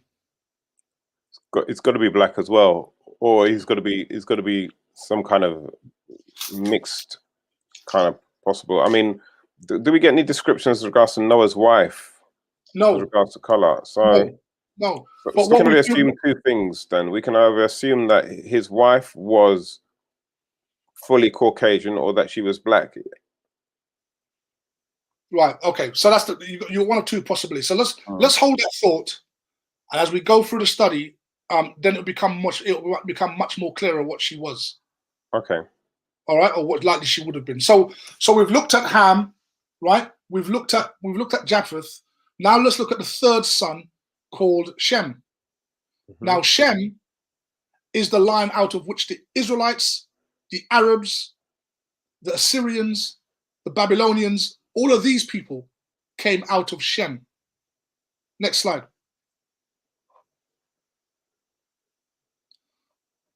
So here is an artist's depiction of Moses. Right? Now, there's something very interesting about Israelites and Egyptians, which we're going to see in this next verse taken from the Bible. And we're going to see how it was very difficult to tell an Egyptian from an Israelite, that they were very similar. Let's look at next slide. Thank goodness. I thought he was going to ask me to read that, Tony. I am. Exodus 2 Yeah. reads, taken on from verse 11. One day when Moses was sitting by a well, from verse 15, sorry. One day when Moses was sitting by a well, the 7 daughters of Jethro, the priest of Midian, came up to water their father's sheep and goats. Some shepherds tried to chase them away, but Moses came to their rescue and watered their animals. When Jethro's daughters returned home, their father asked, Why have you come back so early today? They answered, An Egyptian rescued us from the shepherds, and he even watered our sheep and goats. Right. A very innocuous story, seemingly. But bear in mind, these daughters were rescued by Moses. Now, remember, what nationality was Moses? He was a Hebrew. Right, he was a Hebrew. But yet, when the father asked his daughters, why did you get home so early? They responded, they were rescued by an Egyptian. So how was it that Moses, a Hebrew, was mistaken for an Egyptian? Answer, they looked alike. You remember last week we were speaking about Joseph, Mr. C, when Joseph was ruling in Egypt as prime minister, and his brothers, who had not seen him in 13 years, when they came to Egypt to look for grain, what happened? They didn't recognize him, but he recognized them immediately, but continued like as though he didn't know who they were. Exactly. So they did not recognize him. Now, why did they not recognize him? Because Egypt is a black nation, the Hebrews are black, and no doubt dressed in the Egyptian garb, it was difficult for his brothers to make him out. And here we have the same problem again. We have these women rescued by Moses, but when they tell their dad, a man rescued us, they describe him as an Egyptian. And you will see this throughout the Bible, that Egyptians and Israelites had very similar looks and features, and therefore they were indistinguishable. So I want you to bear that in mind. So if the Egyptians were black, they were the sons of Ham. The Israelites were black, they were the sons of Shem. Remember, Shem and Ham are brothers. What color was Shem, Mr. C? But then he'd have to be the same. He'd either have to be black or mixed. Right. So common sense will tell you that if the lineage makes 2 sets of people indistinguishable, they must have a central forefather that would have been of the same color. Let's continue. I want to talk about a very important character in the Bible too. Next slide.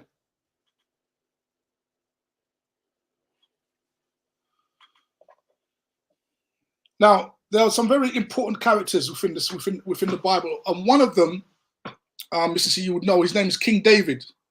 Yep. Now, in the Bible, King David is actually described. His appearance is described, and it is said that King David was ruddy in complexion. Right? Ruddy. R-U-D-D-Y. Another word for muddy, i.e., or of dark skinned. Well, what you're looking at is a ruddy complexion. So these two boys here are of a ruddy complexion. Now, if you do a Google search and type in ruddy people, you're going to see pictures of white people with rosy cheeks. That is not what the Bible is saying. A ruddy complexion is a browny, coppery look. And King David looked like that. That was more likely to be his complexion. Wow. Next slide. Wowee. If you do a Google search of ruddy people on Google, this is what's more likely to come up. So you can see there's that reddy browny color. That's how King David is described. He is described as being ruddy. Now, many people may not realize that King David's mother, King David's wife, one of his wives, was a lady called Bathsheba. Bathsheba, okay. Right. Bathsheba was what was known as a Gilonite, right? So a Gilonite was a place in Israel called Gilon, okay? And we've already established that the Hebrews were a black people and she was black. And those two had a son. Next slide.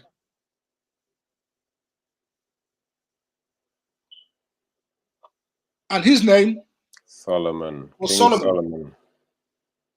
You see? The wisest man on earth. Yeah, go on. The wisest man on earth, as the Bible Right. refers to him as. Right. King Solomon. So you have the combination of a red coppery man and more than likely a dark-skinned Gilonite Hebrew woman, which produced King Solomon. And King Solomon wrote a few books of the Bible, and one of the books he wrote was called A Song of Solomon.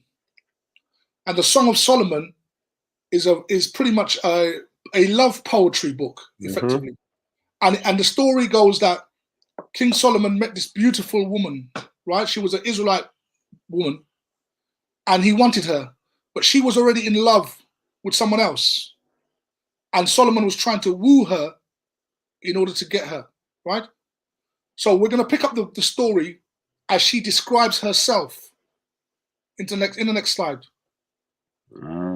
If you just highlight that, please, management, the highlight part, and let Mr. C read that, please.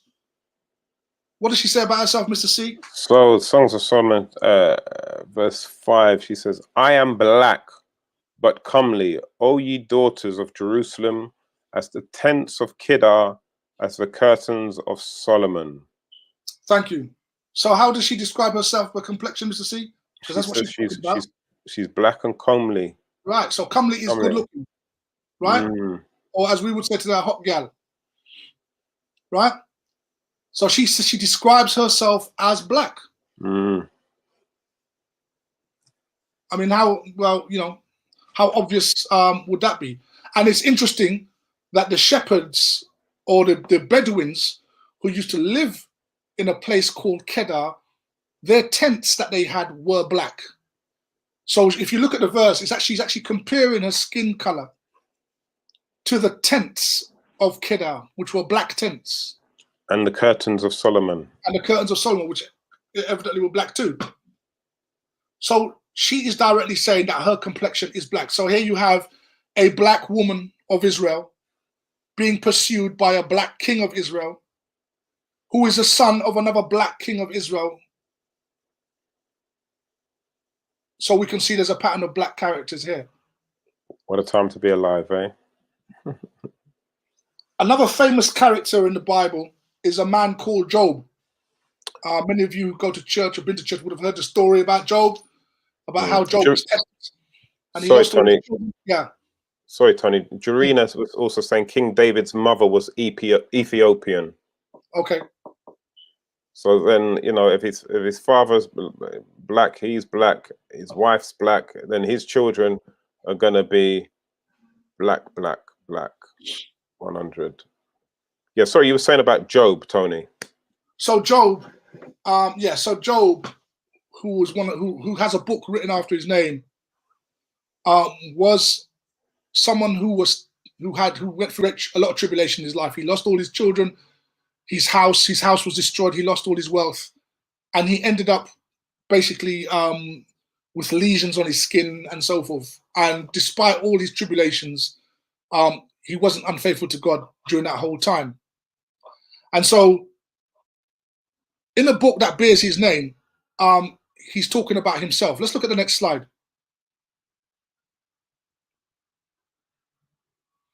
So if we can explode that, management, please, and just show the highlighted part. Saying good evening to Lynn Spencer. How are you, Lynn? Mr. C, this is Job speaking. The highlighted part. Do you want to read that, please? And Job says, my skin is black upon me, and my bones are burnt with heat. So here is Job speaking about himself, saying that my skin is black. Mr. C, how did we miss that all these years of going to church, all them sermons that we heard? And we have never heard these verses described to us, that these famous characters who wrote these books, these great men, actually had black skin. Yeah. And again, just for, you know, some people say, well, look, he's saying his skin is black upon me. Yeah, my bones are burnt with heat. It's because he's been out in the sun, mate. It's a suntan. It's a suntan he's got. That's why it's there in the text, Tony. That's why he's black. You know what I mean? Yeah, It's like when I went Marbella, that's what my skin was black upon me as well, mate, because I was out in the sun for too long. However, if you read even a couple verses up, he says, I went mourning without the sun.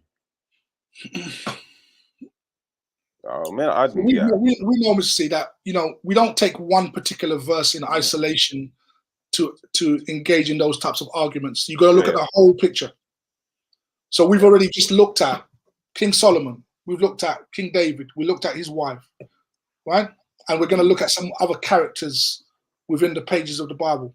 Yeah, now, and the thing is as well, Tony, just to pick up on that little argument, that we know what happens with Caucasian skin, I should say, when they're in the sun for too long. It doesn't go black, it goes red and blisters.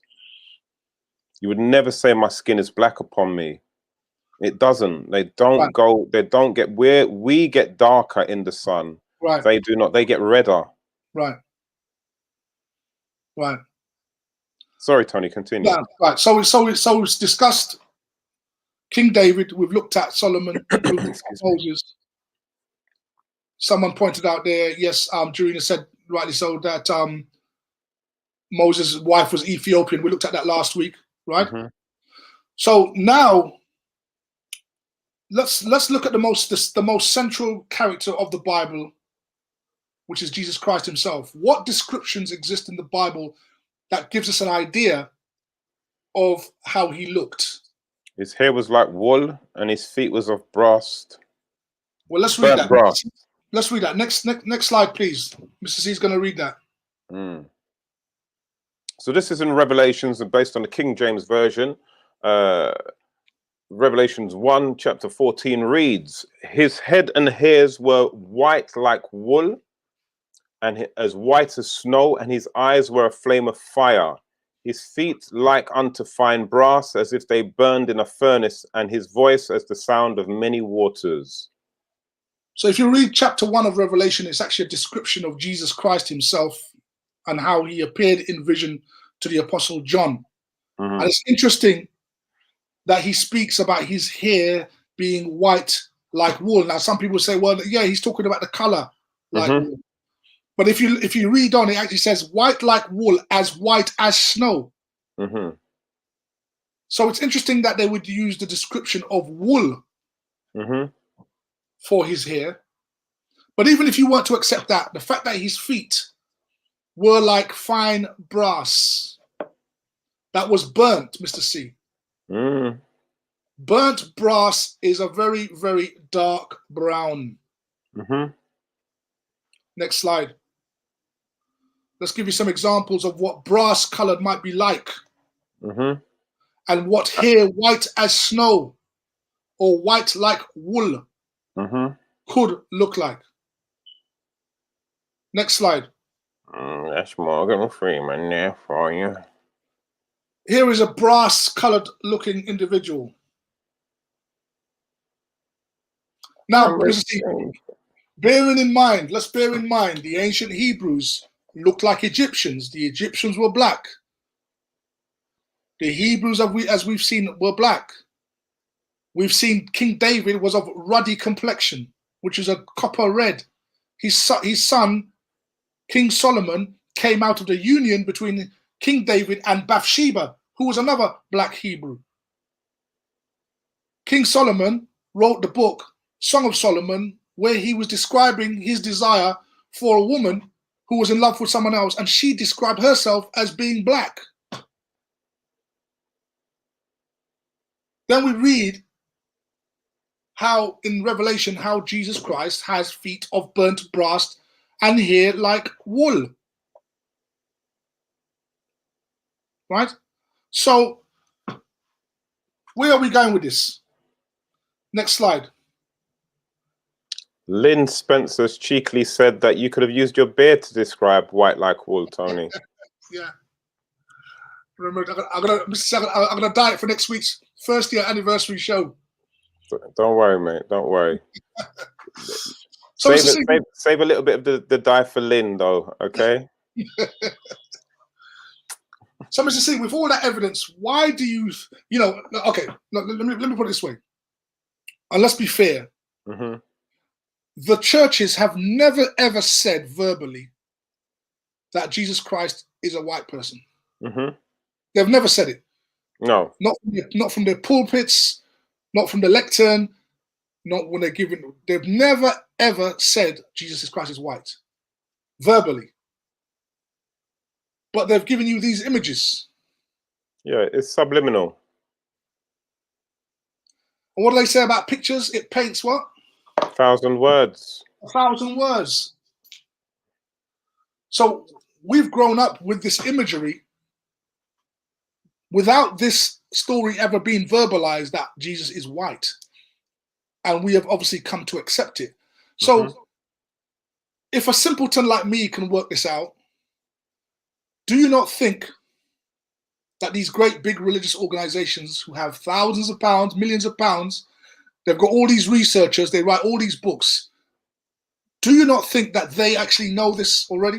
Of course. I mean, listen, Tony, it's only in my adult life, my latter half of my adult life, that I now can choose not to eat Heinz baked beans. Because for years, beans means Heinz. I wouldn't eat any other brand. I wouldn't even entertain tasting another brand because beans means Heinz. As I got older, really older, and somebody says, well, you know, these ones are tasted. I take, and I'm free from that now, but that's the power of advertising. That's the power of subliminal messages. And that's why marketing and advertising, they spend so much money on it because it works. Right. Next slide. Mr. C, these organizations, they're not silly. They're not silly. They have the resources to check and find out this information out. I'll tell you one thing, that's the guy who does my kebabs in my local shop. That's who that is. But they choose to teach a lie. They choose to teach a lie. See, many of these people, they are, as we've discussed before, they are part of the Charities Commission, which means they don't pay tax. And especially within you'd expect, for example, in the black churches that they would probably teach that Christ was black, but they don't. And it's not like they don't know. Tony, you'll be surprised. A lot of them have never even thought about it. They've subliminally accepted that same narrative, like a lot of people have for many years. And I do believe there's definitely some who do know, but again, they'd rather not rock the boat and just continue to take to reap the benefits of being one of the ones who are working within that system. Right. So, but I'm specifically talking about the higher ups, the people who run these religions, and who and who do the writing and who do the research and who write out, these encyclopedia, the biblical encyclopedia. They do all this research. Well, you see, there's two different things there. Some of them some of them study the thing, but it doesn't necessarily mean they're religious. So you've got the what do they call them, the theologians or whatever. Theologians. Yeah. Mm-hmm. So some of those people, they look at the Bible as a point of history. So they'll study it from a historical point of view, and they'll present exactly how it is without questioning it. They know it inside out. It's like the same way how there's some historians over here, Tony, who know the history of King Henry VIII and the blah, blah, blah, blah, blah, but they present it just as if they've seen it. They're not looking at it on a deeper level or on a spiritual level or on a level that they connect with.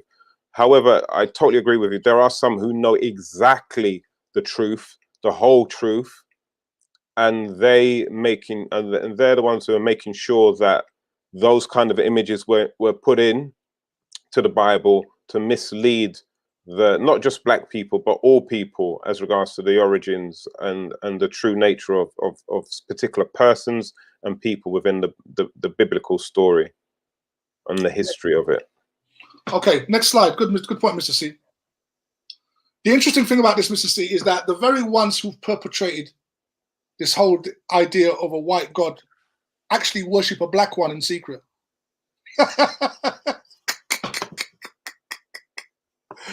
That's the crazy thing about it, right? So the popes worship a black Madonna and Christ. Well, yeah, you know, it's the irony. It's supreme irony, right? That they push this whole white Jesus narrative, but they show honor to the black Madonna and Christ. Next slide.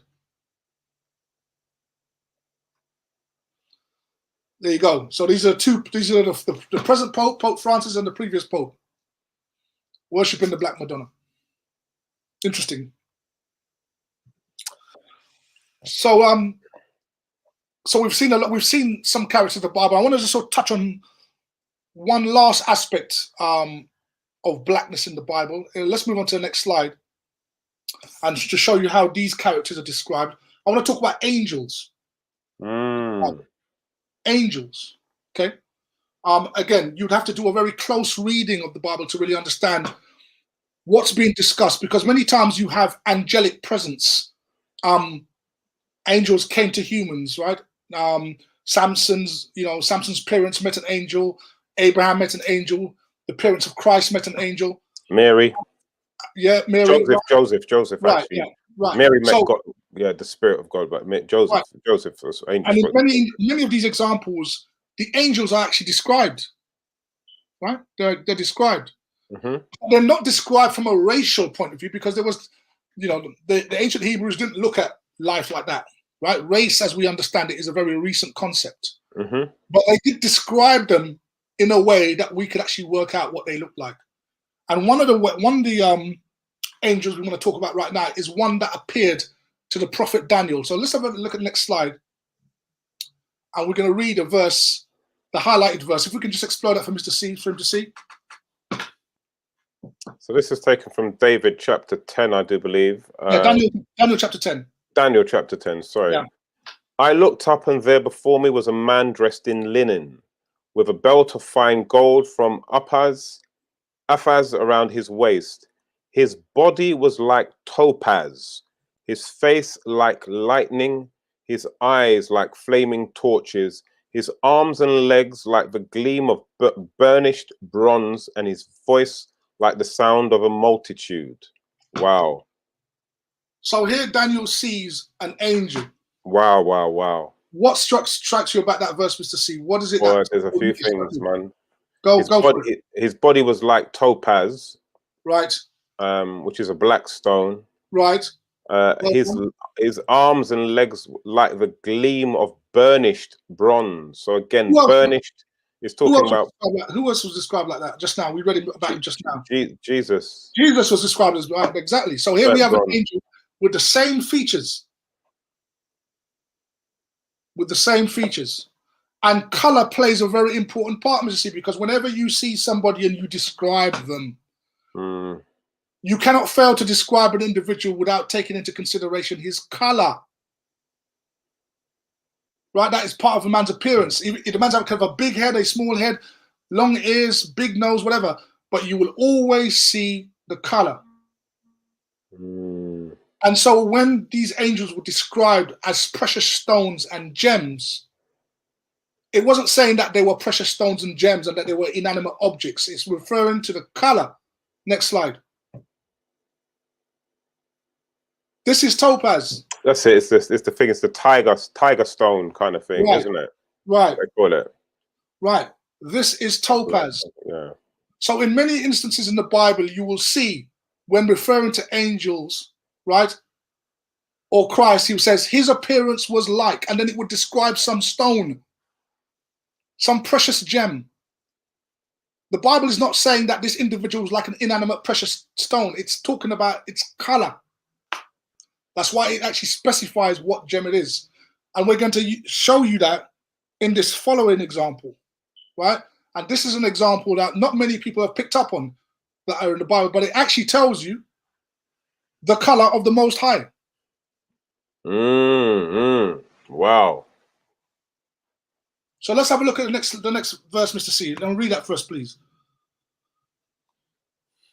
So this is from Revelation chapter 4 and Revelation chapter 4, verse 2. 3. Yeah, verse 2.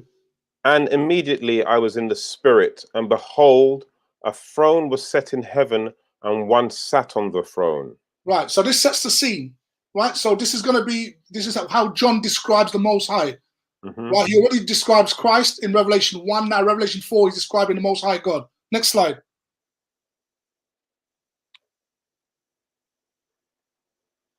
And he that sat was to look upon like a jasper and a sardine stone. And there was a rainbow around the throne in sight like unto an emerald. Right. So Mr. C, he's saying that here that God looked like a jasper and a sardine stone.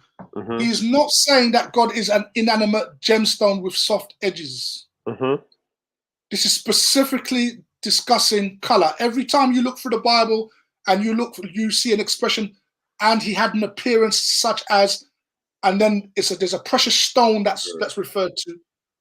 It's always in reference to the color of the stone. Adriana Evans says, or does it mean that he had good skin? Not necessarily, Adriana, because then they would have said the texture of his skin was like. But when they're saying to look upon, they're saying as you actually looked upon that person, this was the color what you saw.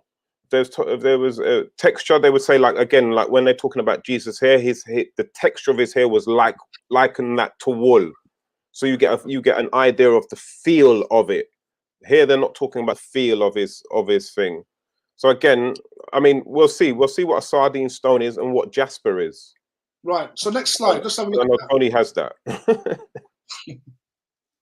Next slide. Here is jasper stone, Mr. C, and a sardine stone. Yeah. That's what it looks like.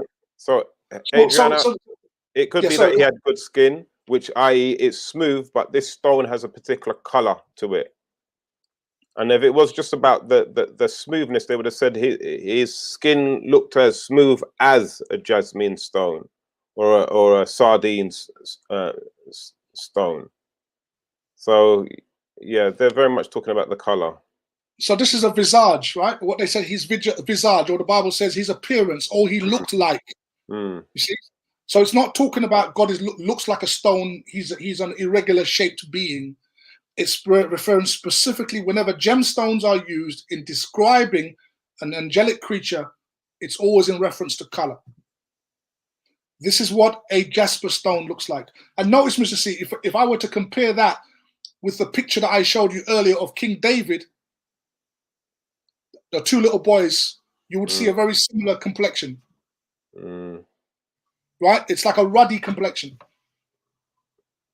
So Angela Koza says the American show Lucifer shows God as black. Right. It would do. I'm sure they depict Lucifer as a nice guy as well, don't they? They get you to like the devil in that show. So the point being here, you see, is that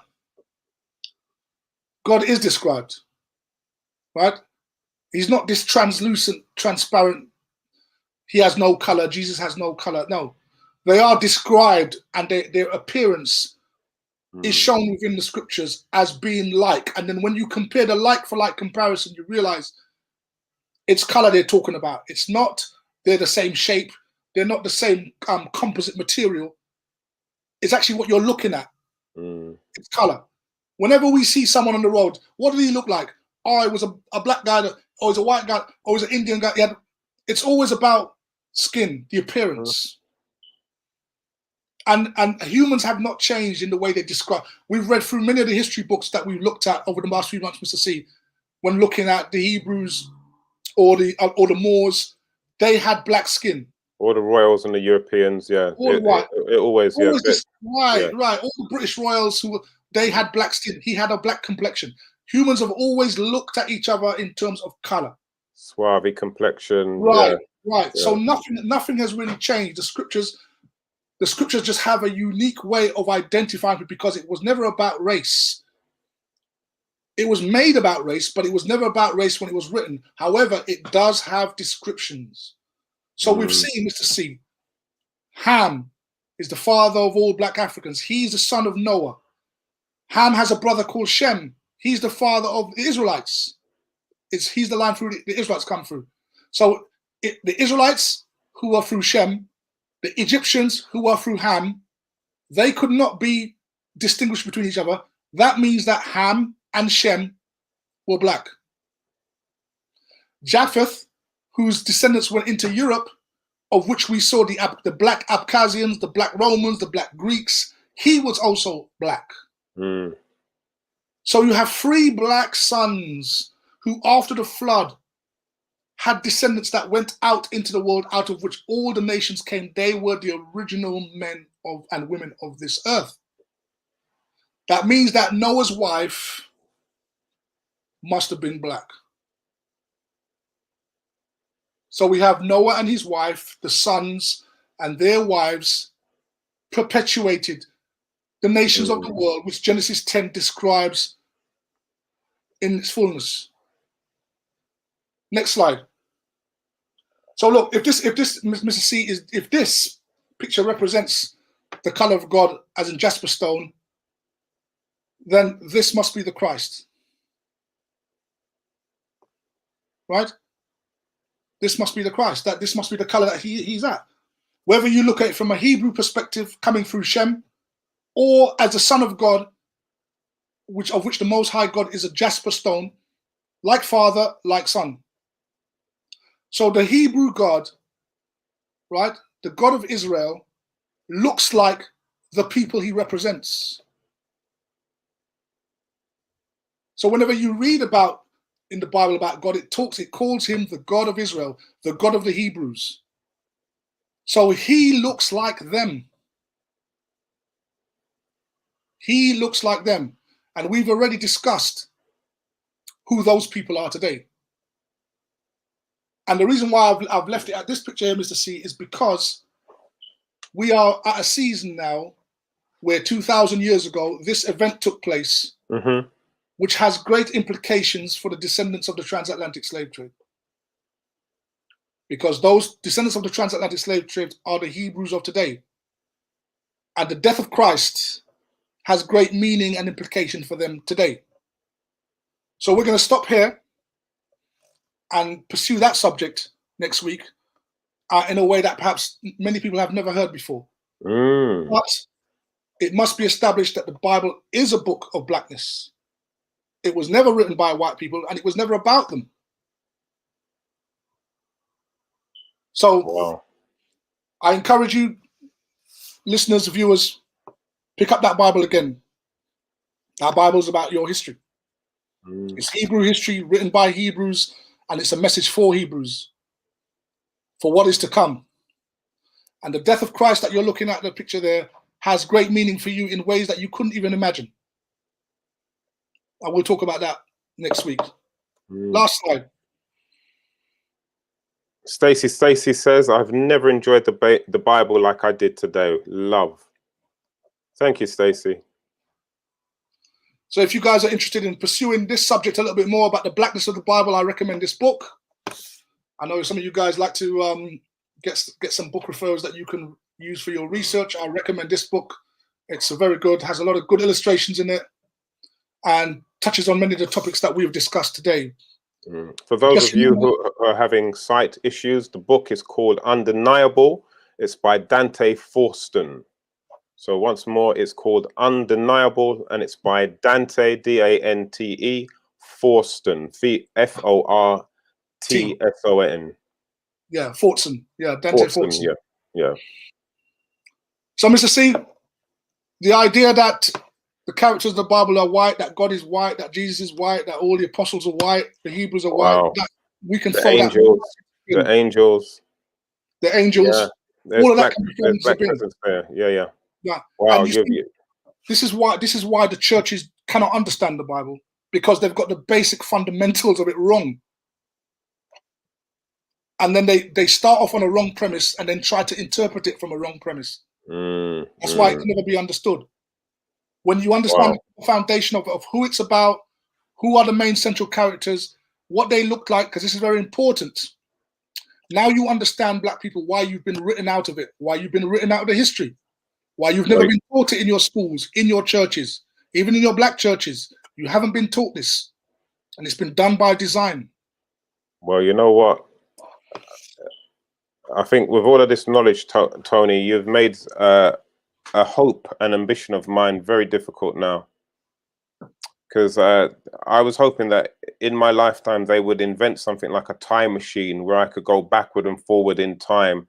Could you imagine me going back to slavery times and telling Master this? Master would lose his mind. He'd have to end up whipping himself. Right. And just a good point there, Stacey says it's a history book. Exactly, Stacey. It's a history book.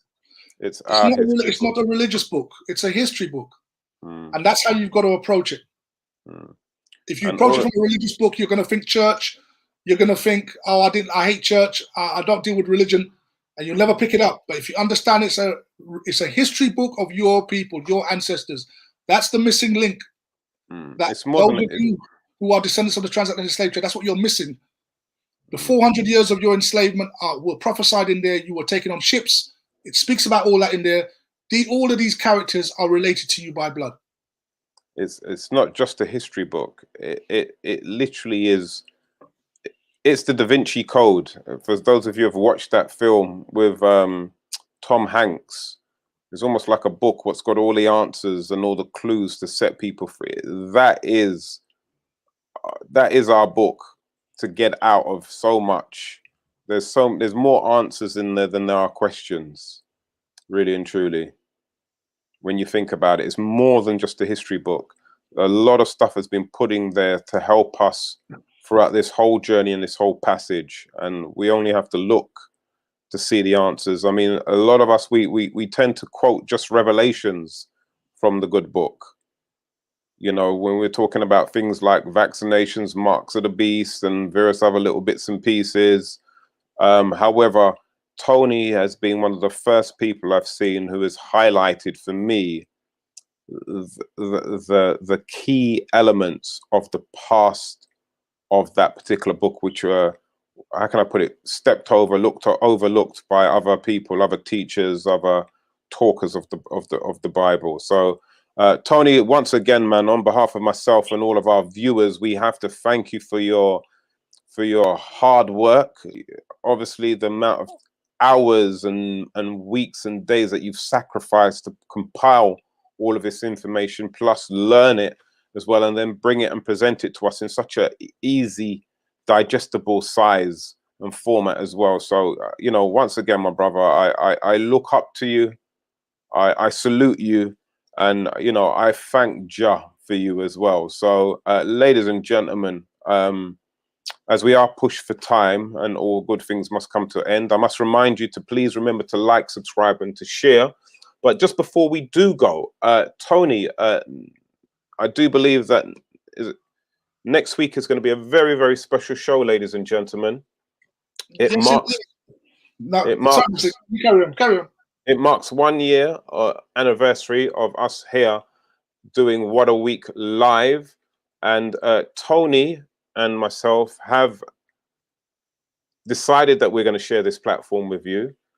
We're going to give 3 very lucky people the opportunity to come and host this show where me and Tony will be guests on your show. And the names what have come out of the hat are, Tony? 1 second, Mr. C. So, all right. So,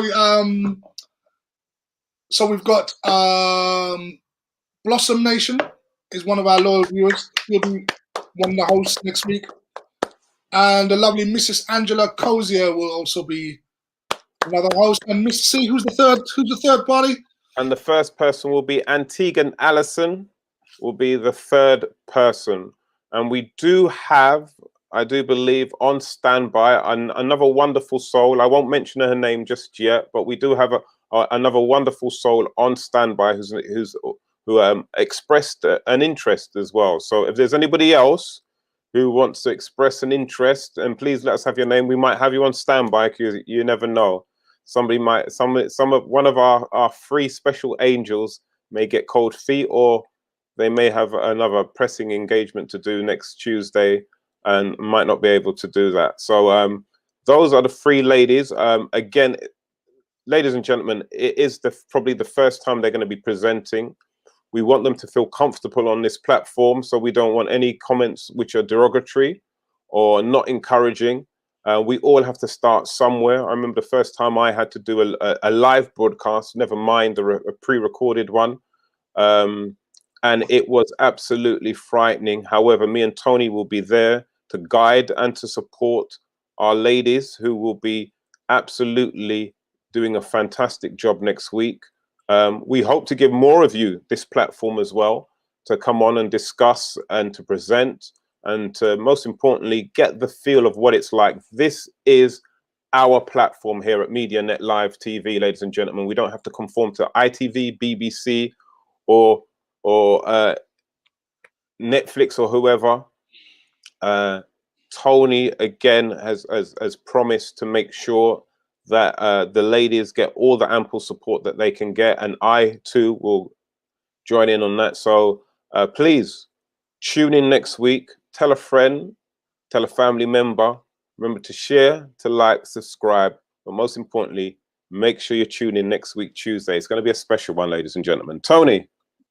Before we go, Mr. C, we're doing the After Dark show later on, aren't we? This evening we've been introduced. Well, we've been invited back.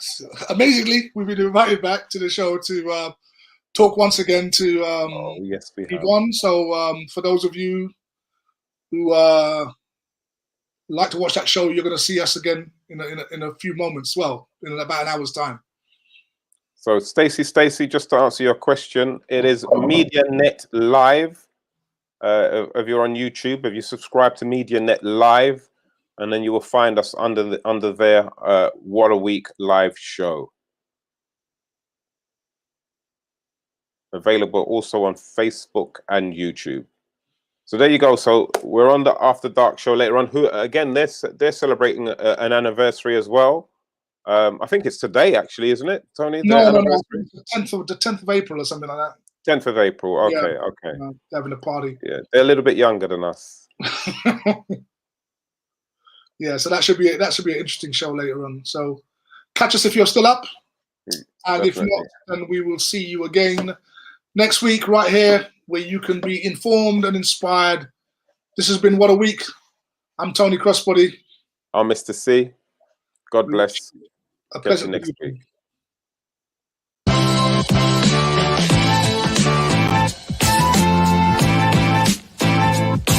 Right.